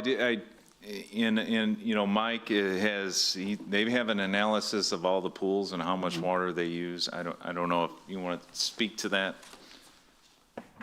As stated previously, basically the 73-day summer usage is about 1.8 million for all the pools and splash pads.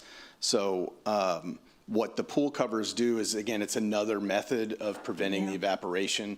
We already use chemicals in the pool to help with that. So we're just trying to layer those preventative measures to limit what we're losing to the sky or whatever it may be. So layering that, and again, the suggestion of the limited hours was another possibility to help with that water usage. Because we want to leave them open, I understand that. When you send me that list, I'd like to see the individual pools. Yes, and ma'am. some of the others might want to as well.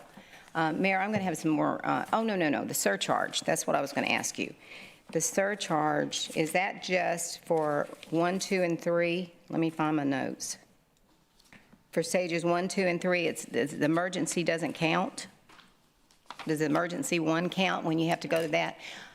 Where you're the exemption for the surcharge, or is it just for stage 1, 2, 3? It just needs to be clarified so the public hears it. So the exemption from the paying the surcharge fee, and it's called a drought surcharge Yeah. exemption fee, is applicable even in level 1 water emergency. However, they still get allocated. Those customers paying that fee still get allocated. So those are in the contracts. You agreed to that. That is we've had legal review it, and that is the legal review and the opinion that we've been provided. Okay, it just needs to be clear so the public understands that. But it is important to note they will be allocated, and they Yeah. are making up a big portion of the volume that we have to curtail by. Okay, thank you. Councilman Scott. Thank you, Councilwoman. I had that same note that they're still paying the drought surcharge fee during level 1, right? So they're still paying it, which is good for the ratepayer, good for the rest of us. I will tell you, I did think that they would have to pay overages, that's the wrong word, in level 1 should they use more than the allocation, right? I thought that was the way the system's set up. Obviously, you say I'm wrong, and I'll move on. Hey, we're gonna have a conversation about rate impacts at some point? Is that today? We are, Is but- that the shoe falling after lunch, or? Not today, but in May, we're going to bring a mid-year review of rates, Okay. which is unusual. And so we're not going to wait for the budget to talk about rate setting. We're going to recommend rate increases in a few months. Because you just have to, right? I mean, we've Absolutely. got Right. costs we got to pay, and if we're all using half, then still got to make up. I think the bondholder still wants their money, last I heard, so. Right. Okay, in May.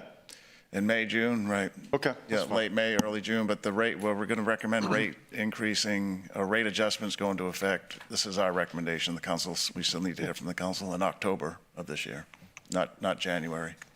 My big note was I support the alternative approach to the wholesale water provider allocations. Is that the right? But so anyhow, you've asked, you're going to bring that back in either an ordinance or something? That would have to be an ordinance change, yes, because right now the drought contingency plan Yep. approved by ordinance has the 5-year averaging, and we want to recommend this one Okay. instead. Well, I appreciate that work, and I think it's, my point would have been that we want to treat everybody fairly and to the best of our ability. I think we're doing it. I think there's a little consternation over in one of the entities, but that's a conversation for us, for another day. Hey, how do we track, can somebody tell me how to track lake levels?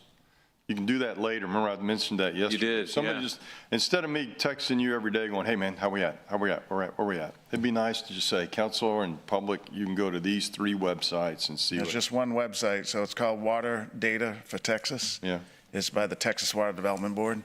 I have it on my phone as like a, hot app, but Water Data for Texas, just type that in. It's a real nice feature by our partners at the Texas Water Development Board, and you just click on the location. It tells you pretty instantaneous what the level is. And is that what we use for Lake Texana's numbers? So no, so LNRA, and of course, manages Lake Texana. The LNRA's number differs slightly from what's on the Texas Water Development We Board like theirs better. website. It's a little higher normally. Their number is about 2% higher on most days. It averages that. And how do- And they send me a weekly or a daily update on where they're at.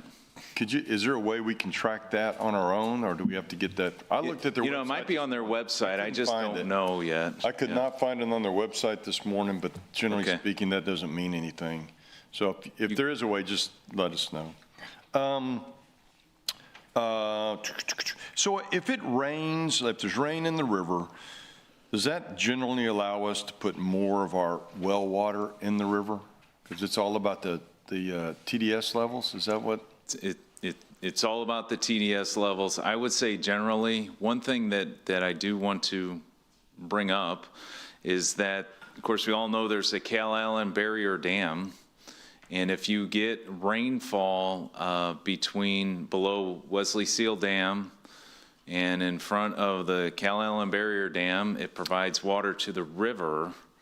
And so we need to be very careful. And that's another reason we would adjust our well pumping. What you're insinuating. So we're not not allowing the water to go over the Cal Allen Barrier Dam. I missed that. I think, Council, I think our conversation needs to be with our beloved partners in Austin about the 15 million gallons a day that we're leaving in the wells that could provide relief based on our current TCEQ permits.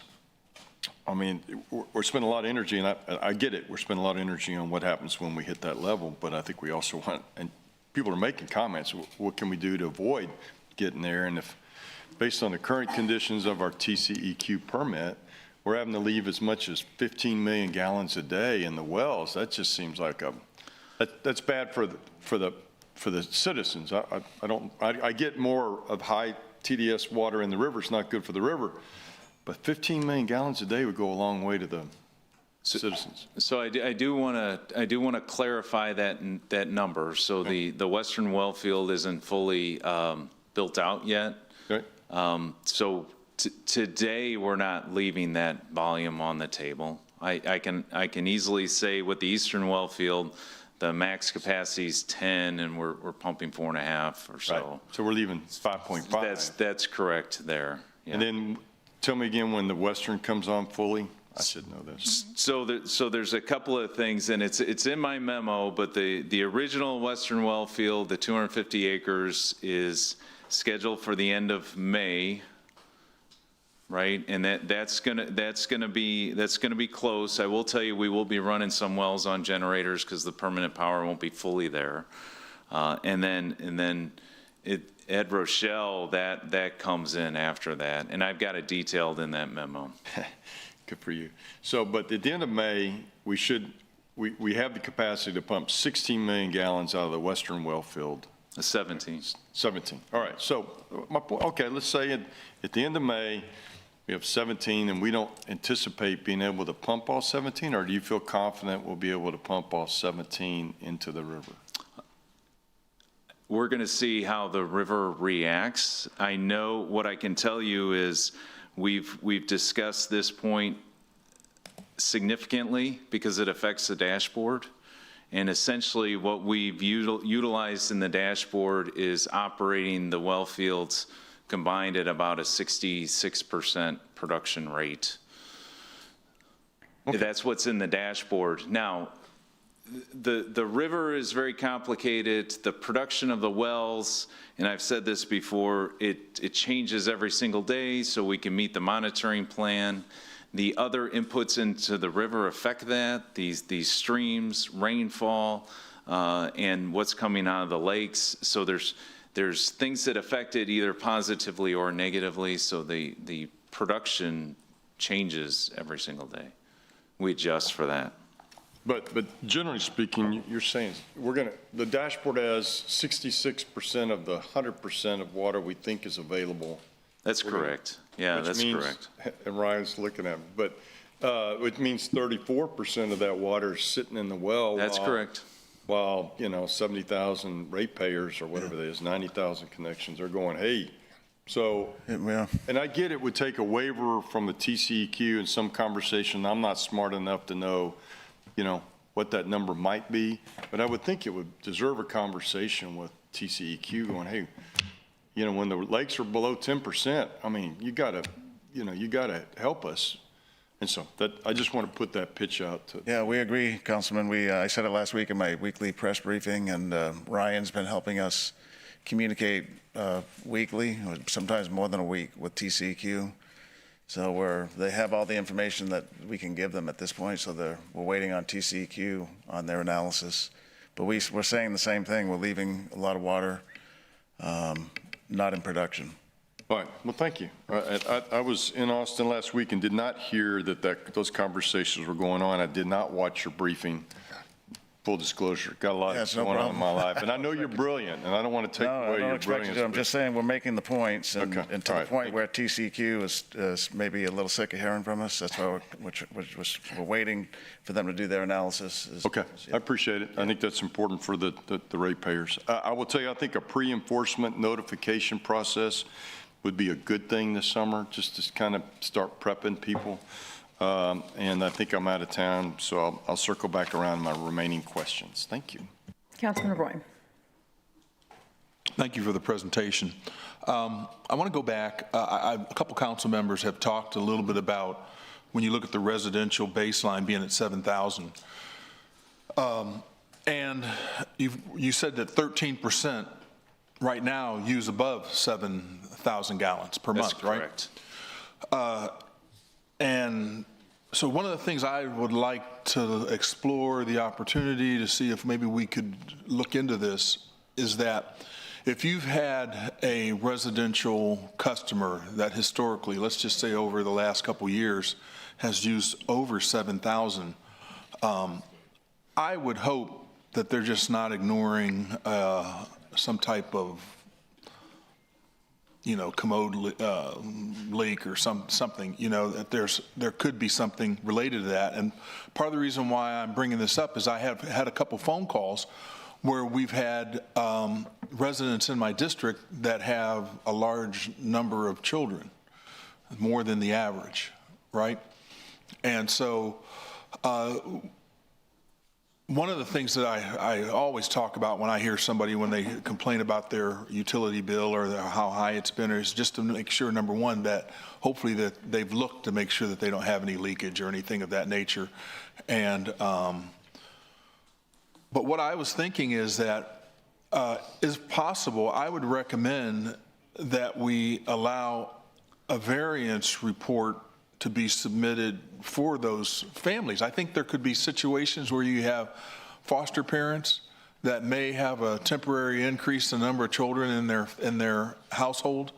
That could be a very good, valid reason for why they have been over. And you can see this statistically as far as their use.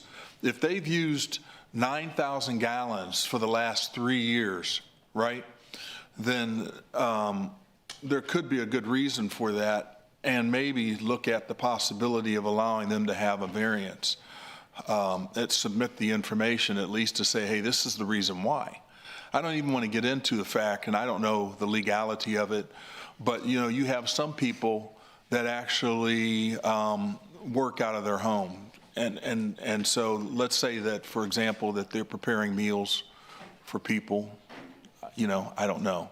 Maybe they use an extraordinary amount of water. There could be a very good reason behind that, and they're operating within the legalities of what they can do, But I think we ought to look at that, allowing the residents also. Because we know statistically the residents have, we're lower than 5,000, right?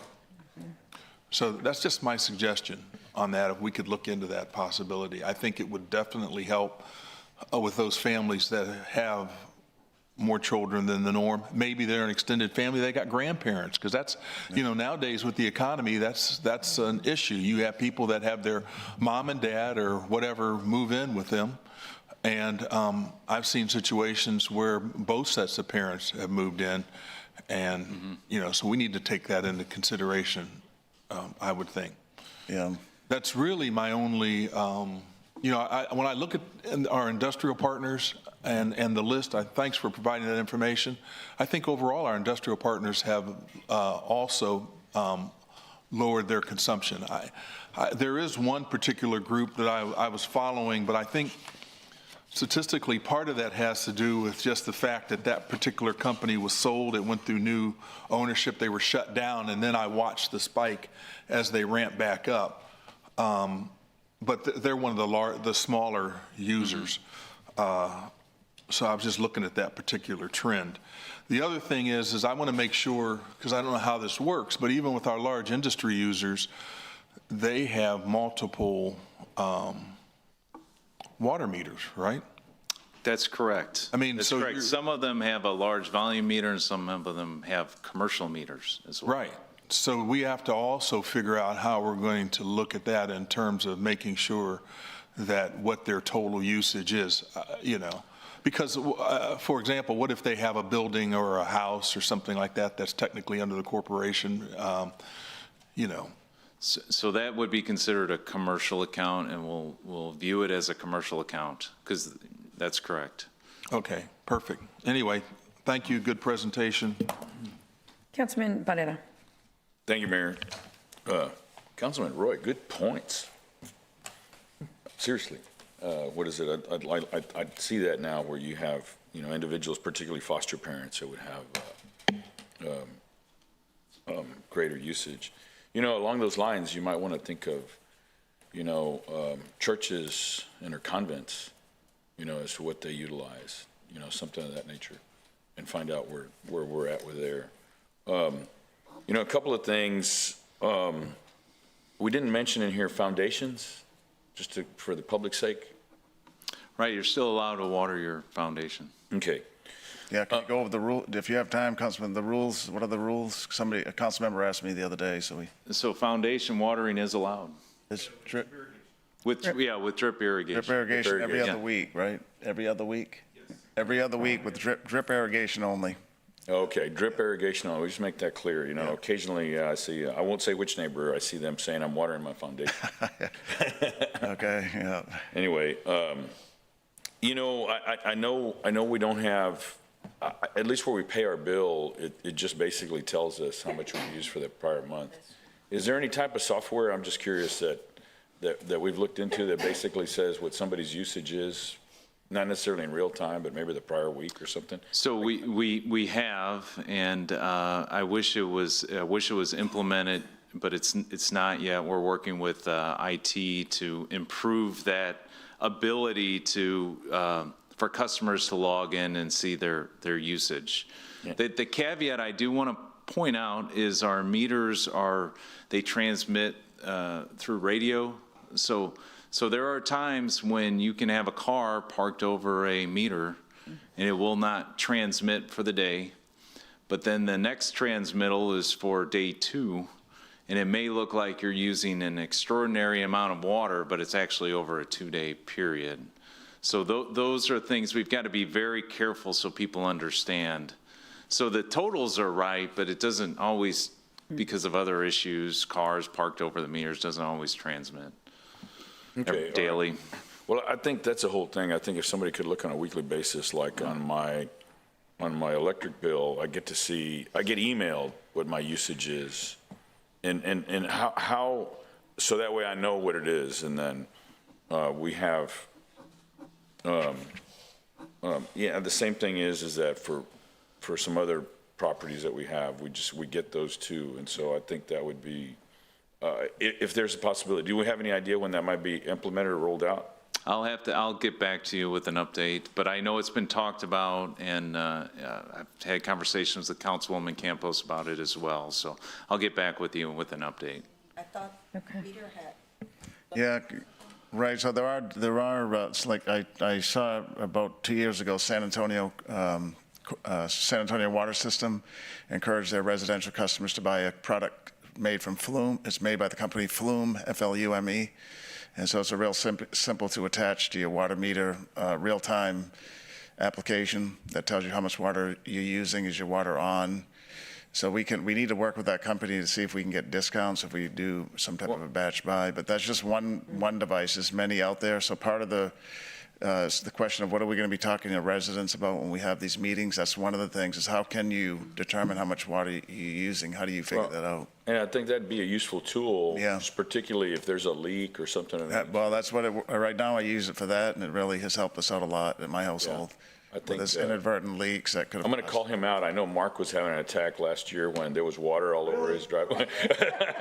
And he said, but it was a leak. It was a leak. You need one of those Flume devices. Yeah.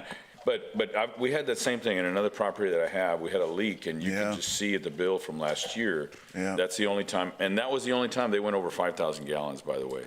Right. And so I just think that that's the thing. And I don't want to take away from the public, but the different on the graphs is when we put in water restrictions. Yeah. You could see the graphs that, okay, you can't wash your car, can't water your grass, can't water your shrubs, you can't do that. And that's what it is. I mean, I think the mayor has a good point. We want to educate, we want to get the community all on board and they understand. I think the majority of the community that has called me says, hey, I get it. And a lot of that, believe it or not, I know somebody might scoff at me right here next to me, but believe it or not, a lot of them want to preserve it because they want industry to be able to have that ability to be able to preserve industry because they know how important the jobs are, And so I think that's one of the things. They know that we're all in this together. And I've said on the radio numerous times, we've been a manufacturing community for 70 years. So we have to plan, if we want to maintain that identity, we need to continue to utilize that. So, 25% reduction on me is a whole lot less and a whole lot more manageable than a 25% reduction on one of our high volume water users.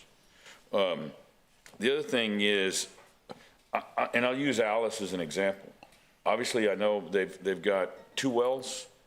So one well is operating. The second well, it's not online yet. It should be shortly. I don't know. And I know we can't argue with their business model, but have we talked to them about if they're going to have what level of curtailment or if they're going to implement it? Because I think Alice is only using about 2 million, maybe 3 a day. And their wells are going to bring in about 1.5 million. Yeah, I believe so, yes. And I know they're good partners. I mean, I would admit they're good partners, and they took some initiative here. So I think that's the thing. I know in particular Mathis and Beeville have already entered into that, but they're also digging wells. So are they going to, or once again, I guess that's the whole thing. I would just say we find out what it is they're doing, because right now we don't know. Well, Mathis is currently drilling a well. They are hopeful. I talked to their city manager just last week. They're hopeful to have it online by the end of May. Is their latest target. Yeah, but I mean, are they going to continue to curtail? That's my thing. Yes. Yeah, that's my understanding. And the point is they're adding additional sources so that they can make up for the curtailment from the CCW system. Okay. So they can remain whole. Yeah, that's my understanding. I guess that's the whole thing. I just once again, I just think we just need to reiterate, even though they're bringing their own sources online, that we're all in this together because because they're still purchasing water from us, and I don't think they're ever going to go away. I think that's the whole thing. They still want to have the system because once we get desalination on board, then what is it? Then that allows our reservoirs to replenish. And that's the most inexpensive water that we have available. And that's the one we want to utilize.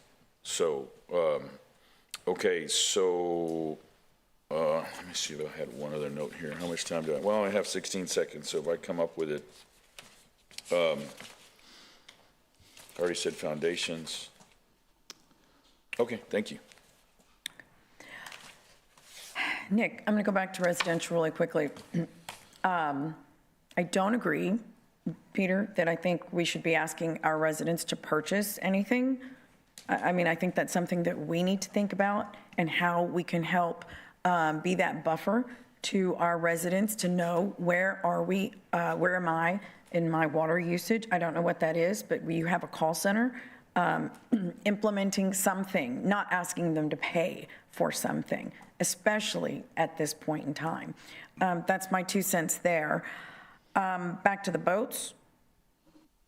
I forgot about the foundation. So we are actually allowing, right, which is rightful, the dripping of or watering of the foundation through drip irrigation. Every other week, yes. Same thing with the boat, because it's the structural integrity of the house.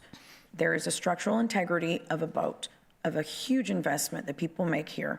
And I want to say the number, I don't have it right here, but it's amazing how many thousands of boats that are purchased here in Nueces County in the region. So maybe boats are part, and y'all can figure that part out. They're part of a household usage if you store your boat at home. And again, y'all can work that out, but I can't underscore the importance of being able to wash down a boat because of corrosion and what it will cause. We said the communication. Okay, I'm going to jump over to commercial really quickly. what's the criteria and the limits that define a, quote, health and safety exemption? And what uses qualify and what uses do not under that, under health and safety exemption? So we've worked to better clarify that language in the drought contingency plan. We really need to look at every variance request carefully, and we will rely on Chief Wade to help us navigate through that. Obviously, I think we can think of the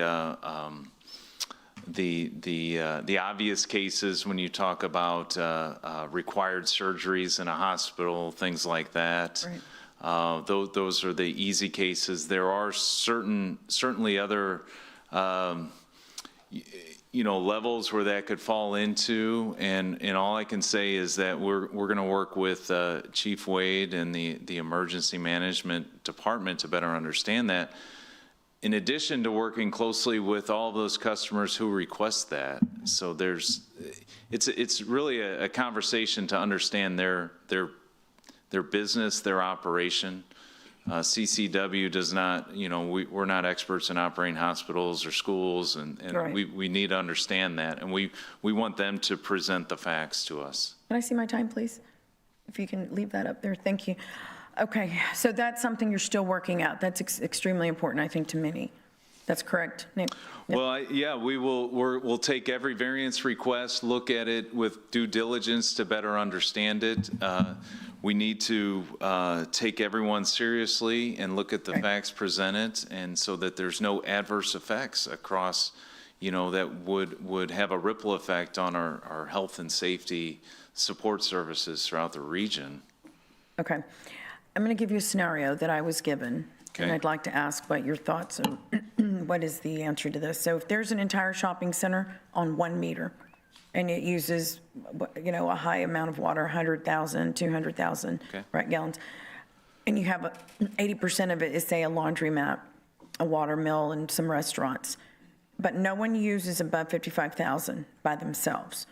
So who pays the surcharge? How do we go around situations like that? Because that would exist across the city, right? Right, so the meter is with one, in that case, the meter is with one customer. So, and we're looking at that one customer in the same manner as we look at our wholesale customers. Our wholesale customers have many customers also. They, just like that entity, have to manage their own customers. CCW wouldn't get further deep into their business to manage their individual customers. So the landlord would have to figure out Yeah, who pays what, but he's the one that's going to get the violation, surcharge, or what have you, because the account's with the landlord. with the landlord. Yeah. Okay. All right, thank you. Councilman Hernandez.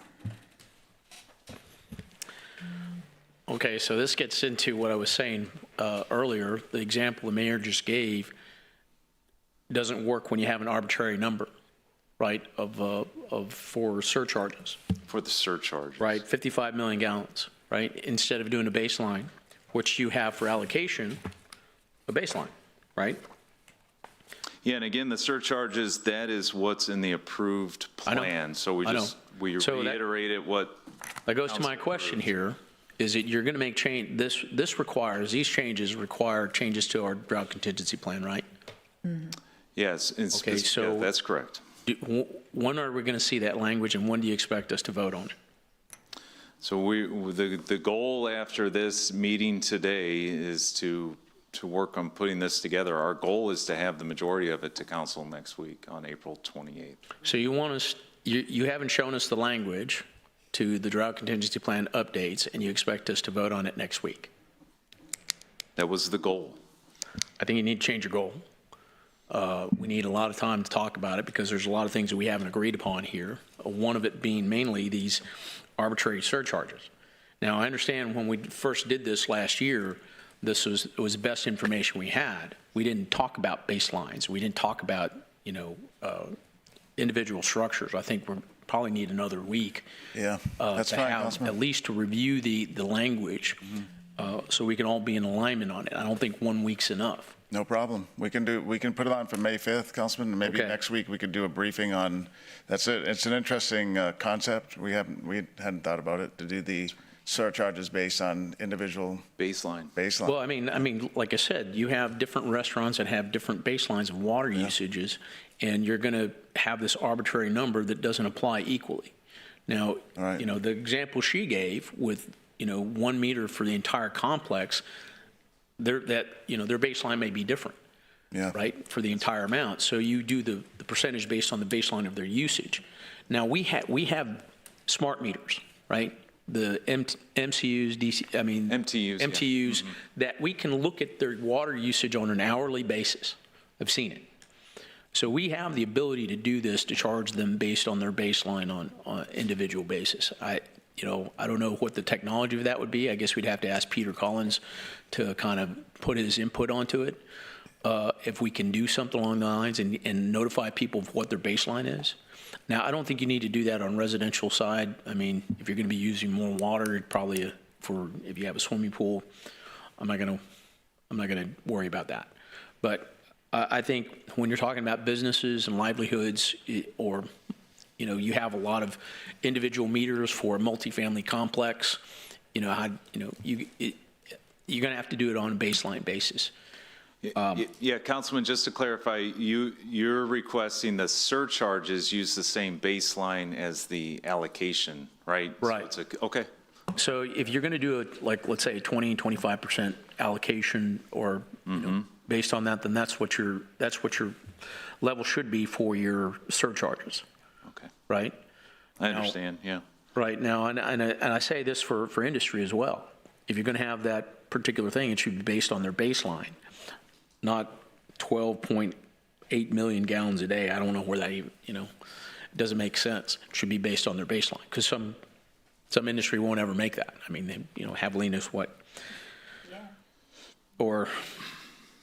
And this is on a monthly basis. Month, right? So they can only use 12 million gallons a day on a monthly basis. Well, if they're using 1 million gallons a day, well, they'll hit it halfway through the month. Right, so I think it should be the allocation, and the surcharges should be based on their allocation, on what their baseline is, and then what the curtailment is from that. Same thing for wholesale customers. Now,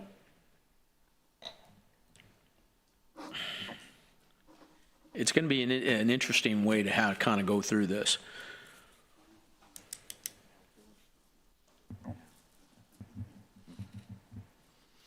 Okay, and we can kind of address this, offline to make sure we're aligned on it.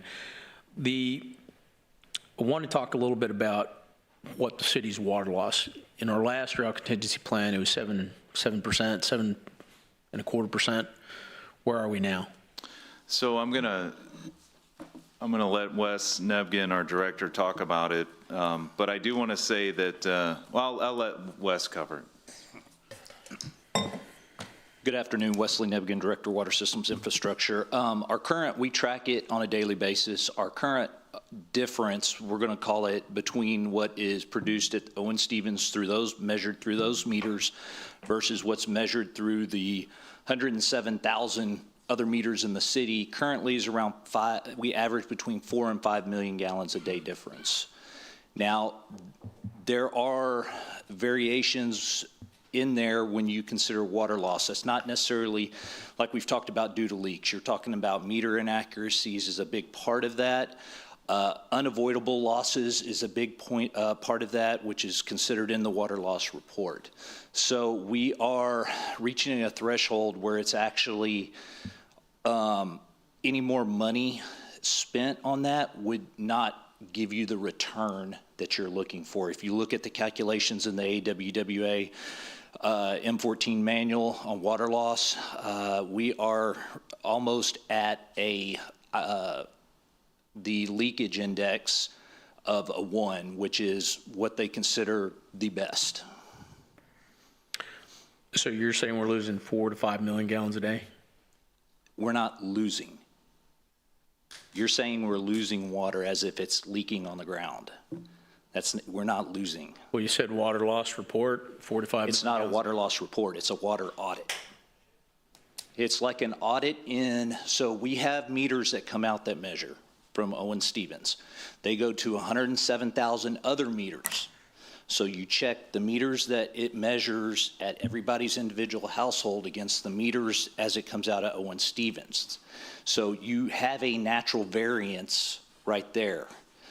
The meters, as they get older, register less water. We all know that. That's how they are. Our meters are reaching 20 years old, which is why we have a CIP project right now in the book to replace them. That means as your meter accuracy decreases, they're registering less water than what Owen Stevens is registering pushing out.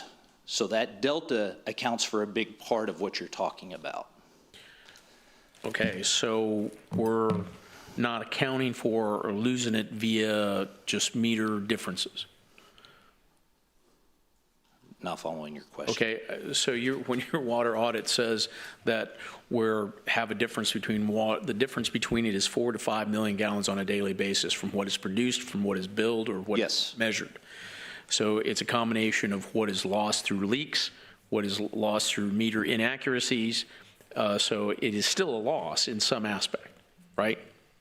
Yes, it's a lot. That's why I asked. Are we talking about water loss through leaks? Are we talking about water loss through meter inaccuracies, theft, unmetered water that's not through firefighting, flushing, things like that? So there's a lot that goes into that report when we talk about water loss. I want to make sure it's completely understood that we're not talking about water we're losing through leaks that's just being wasted. I'm not saying it's being wasted. So I guess we're doing, what, 109 million gallons a day nowadays? No, about 86. 86 million gallons? From Owen Stevens? Right. Treated. Yes. So that's on average. That's what, still 7%, 7.5%, somewhere in there? It's around 5, because you also have to count, we have 1 million gallons that's fed back into Owen Stevens from that as well.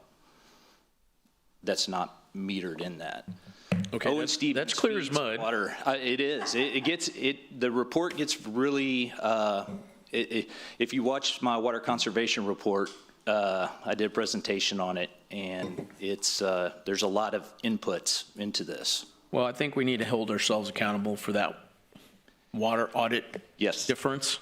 However you want to call it, we need to hold ourselves accountable to make sure we're reducing that. And to your point, I'll answer one final thing. Like, as far as what we estimated we lost on leaks last year that we knew of from leaks that we saw in the system was approximately 56 million gallons.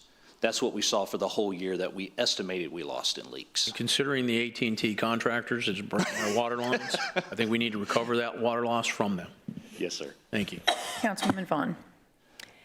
The thing that I'm concerned about, we're talking about the foundation, and you have to have a drip irrigation in order to do it every other week.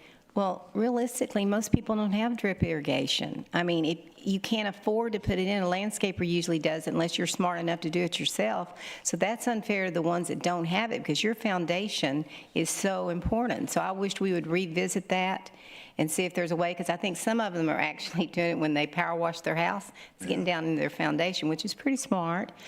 But I just think, Mr. Sinoni, we need to revisit that.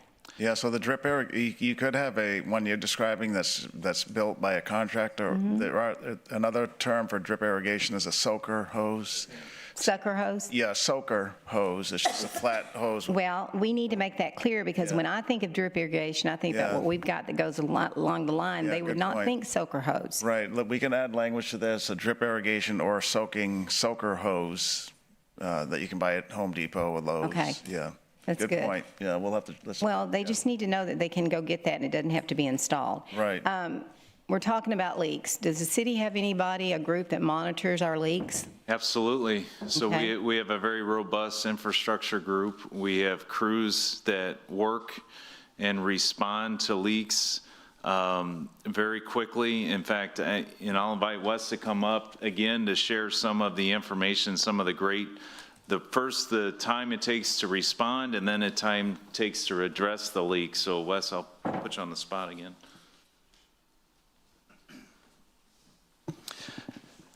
So when we get a call through the 311 system, a work order is created, and from that point to the time that we respond to an actual leak is on average 37 minutes. That's when we have personnel on staff. Considering that a lot of times it takes an hour to drive across the city, that's a pretty good time frame. From that point, when we get it, we have the leak repaired in approximately 6.5 hours. And that doesn't mean the pipe is leaking the whole time. That's from the time we get the call to the time that they finish getting it repaired and get the water turned back on and back into service.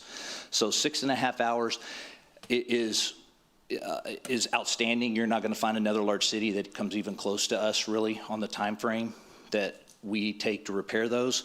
The other factor that is in that is we can't even start a repair on a leak until line locate's clear. We have to wait 2 hours for that. That's for safety purposes, to make sure there's no AEP electrical lines, gas lines, things like that before we start digging. So from the point that we get it to full repair is on average 6.5 hours.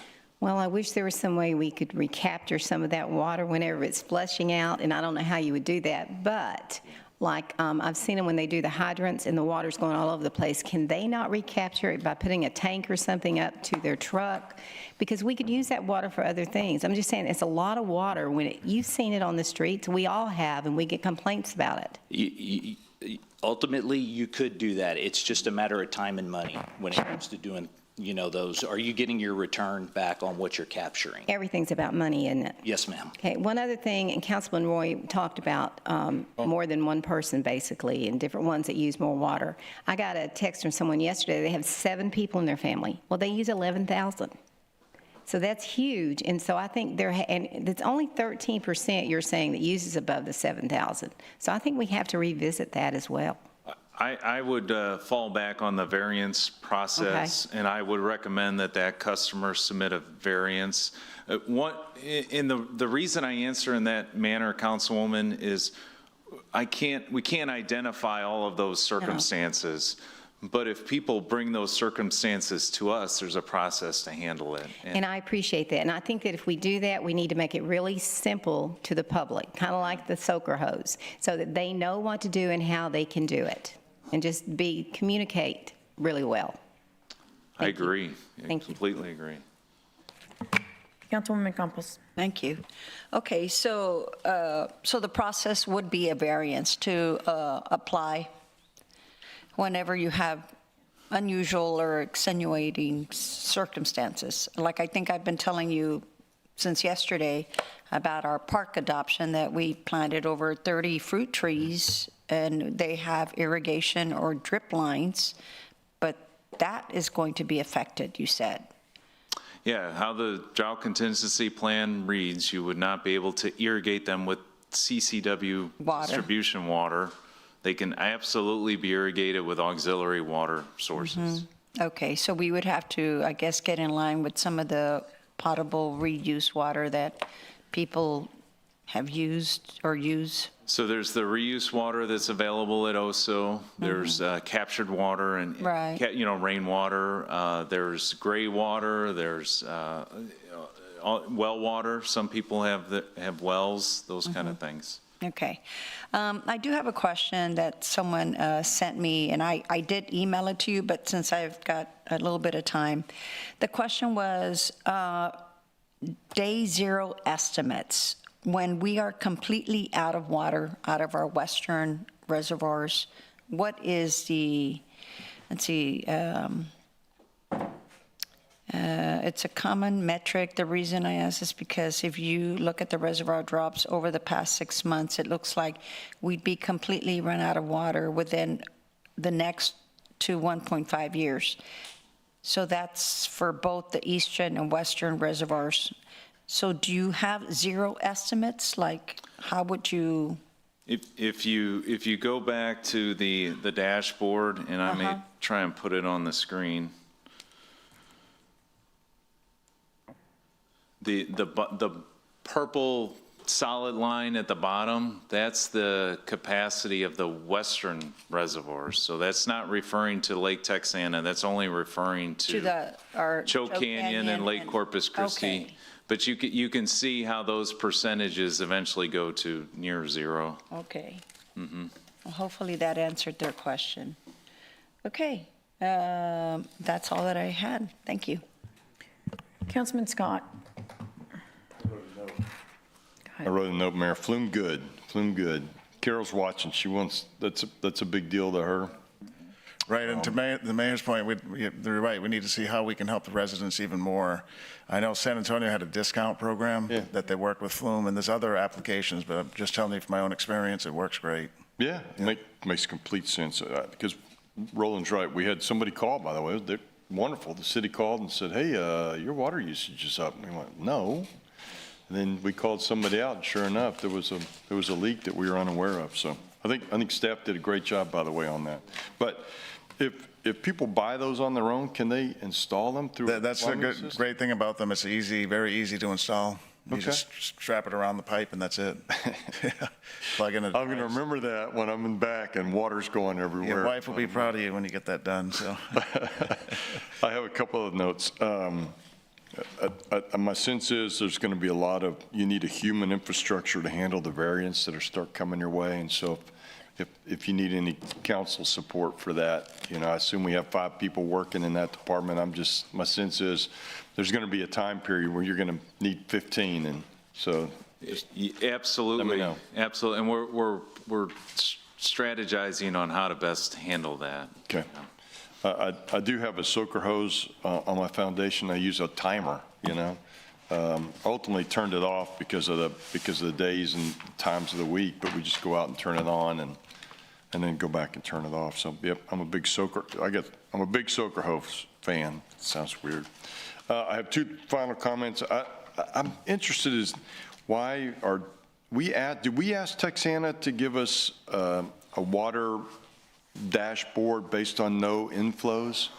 I don't know that they've ever not had inflows in Texana. So that's their process. So currently, and the city manager and I have been working with their very professional team, and for the last couple of months, they've sent us weekly updates and estimates when they will be below 50%, 40%, 30%, 20%. And their approach and how that data is determined is assuming no inflows. That's interesting, because it's a very dynamic lake. I mean, it's what we've come to realize and what we've been told is that it fills rather quickly and it depletes quickly as well.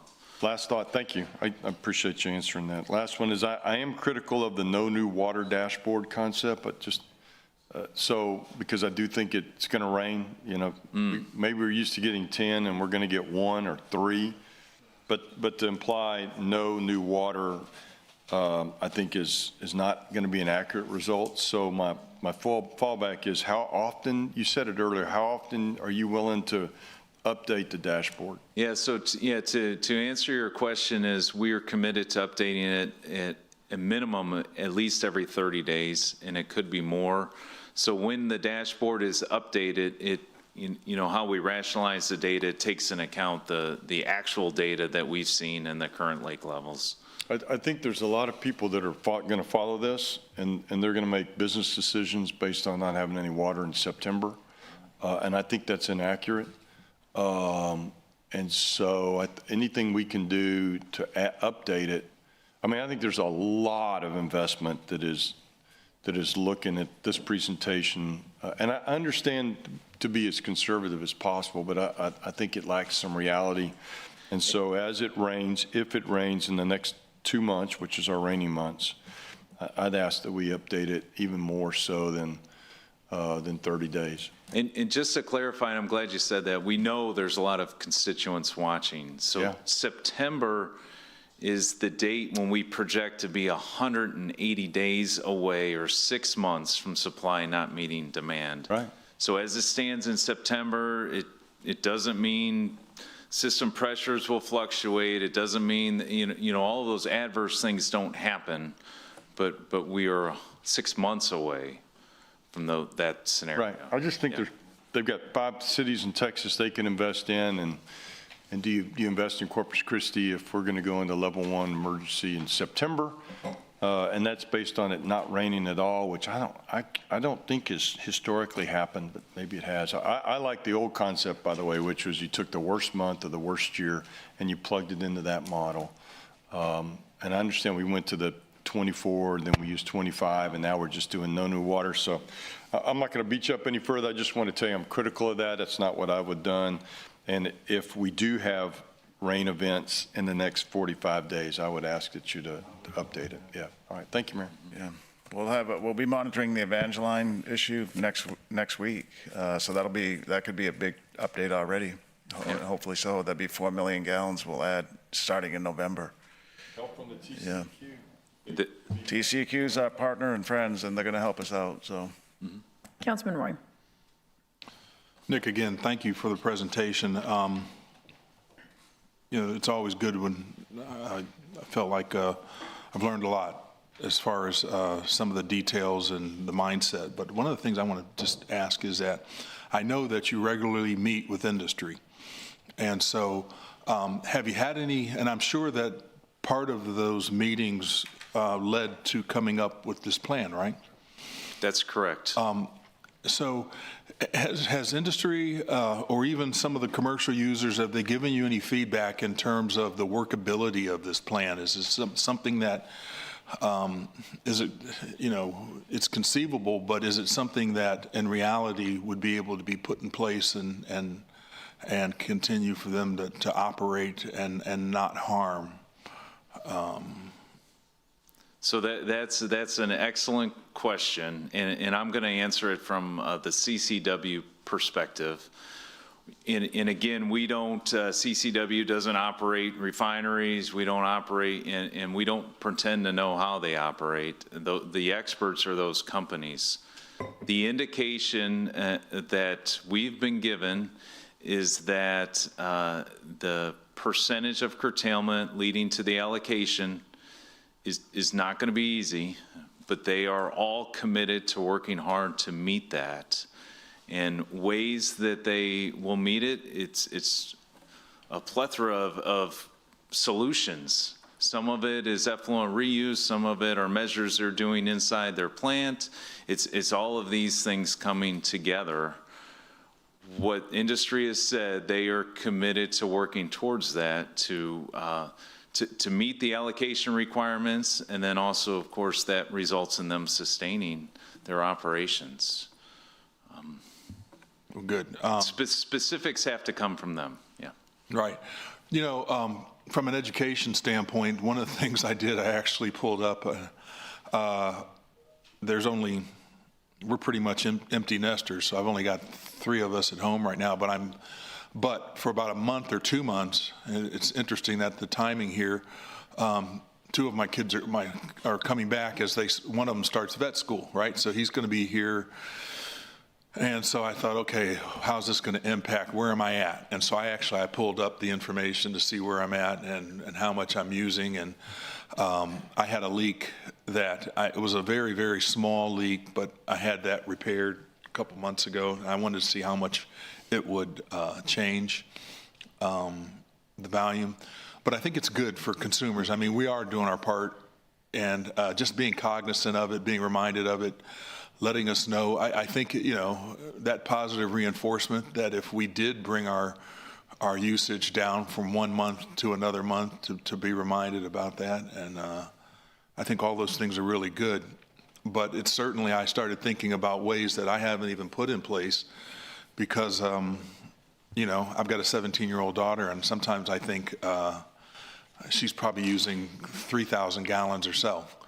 But anyway, those are all good things, and I'm glad that we had this opportunity, and I hope that everybody tuned in and listened because we can learn. And the takeaway from this is, even though I think the residents have done well, and I think most of industry has, we still can learn from this and continue to improve. So thank you. Yep. Okay, Nick, and everyone here, staff, everyone who put together this presentation, I know that was a feat. Thank you. Councilwoman Paxson. Sorry, thank you. I do want to just, because I know that you look for consensus, I do want to echo what Councilmember Roy said earlier about case-by-case variance, being open to those discussions for special case, particularly residential. I think that that's really important. That was a good note to make. What Councilwoman Vaughn said about being very clear with these different drought restriction levels. There's a lot of conflicting information out there, and we sometimes feel like, well, we have it listed and we've said it and it's black and white, but it's not, because there's so much information out there.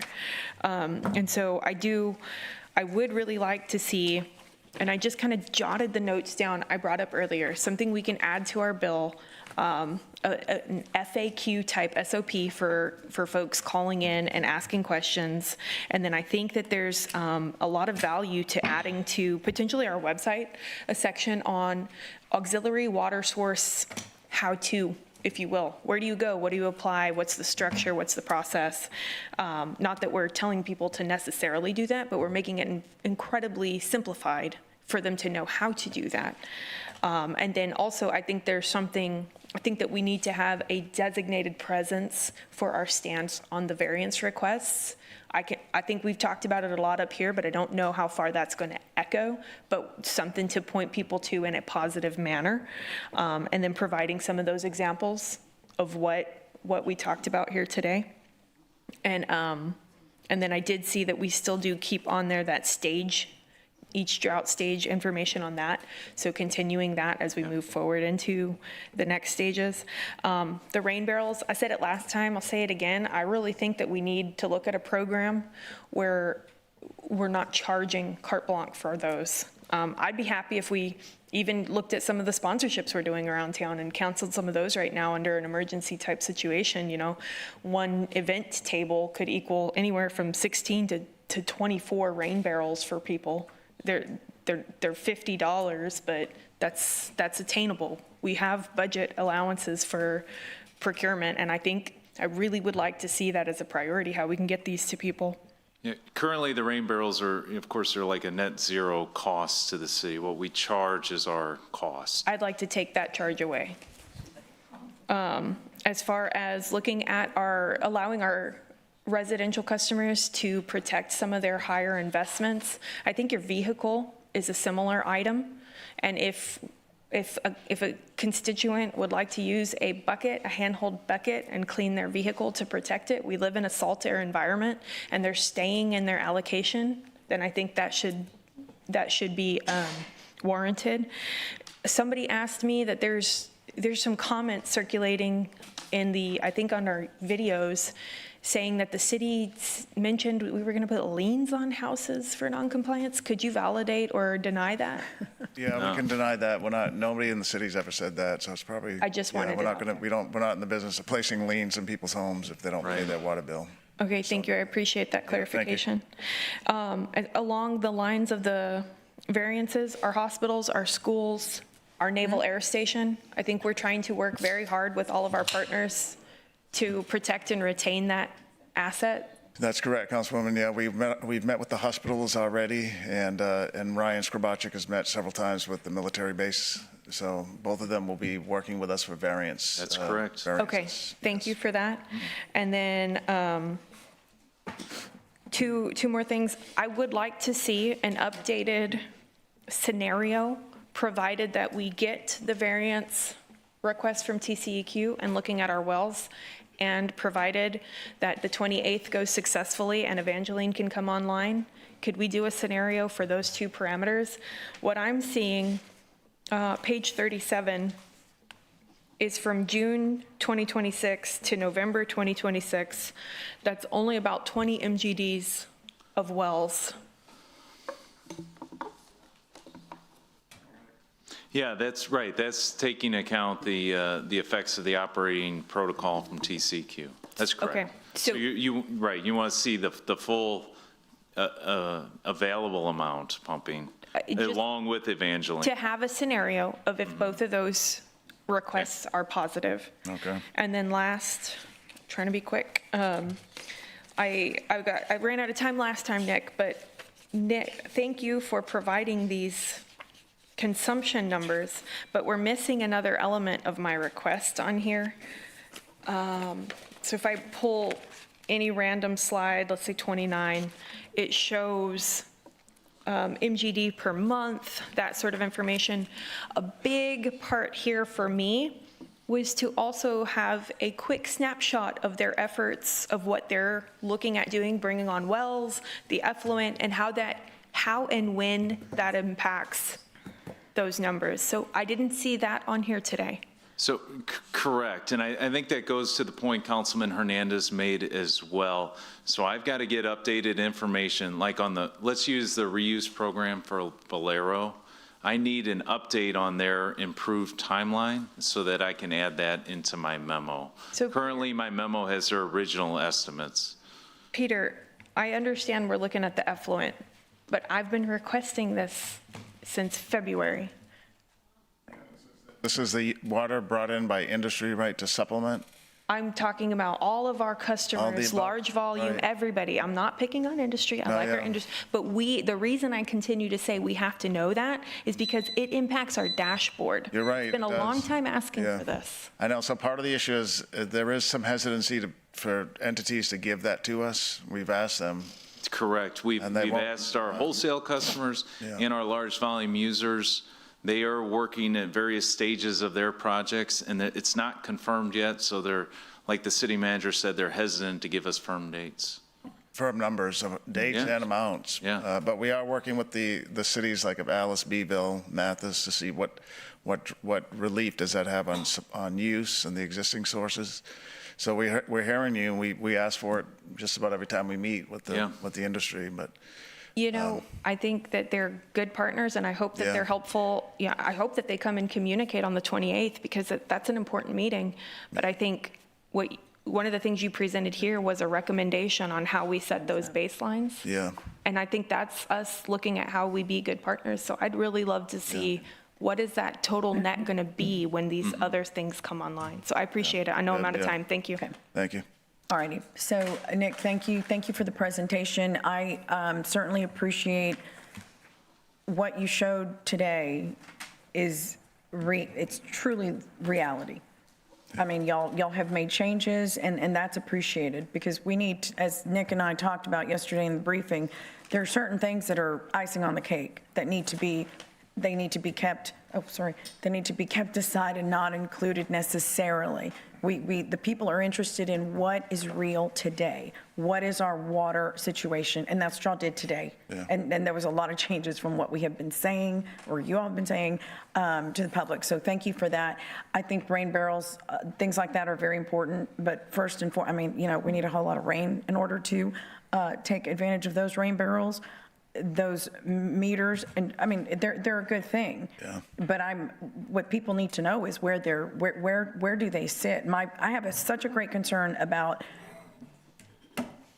people not knowing where their water usage is. Yeah, we do. And not having to pay for it. And to the councilmen's, whether it's foster children or children coming home from college or whatever have you, the usages, the variation in that, it's extremely important. We cannot have residents get hit with a $500 violation and a second conviction, and then, service being shut off. That's just not, that cannot happen.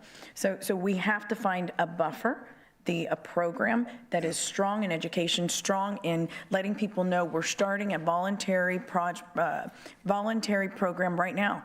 We have to start training people to get to that 50, 200, or what have you. So anyhow, that said, you'll have a lot of great points that the council have brought forth. I know everybody's writing notes, so we look forward to those changes.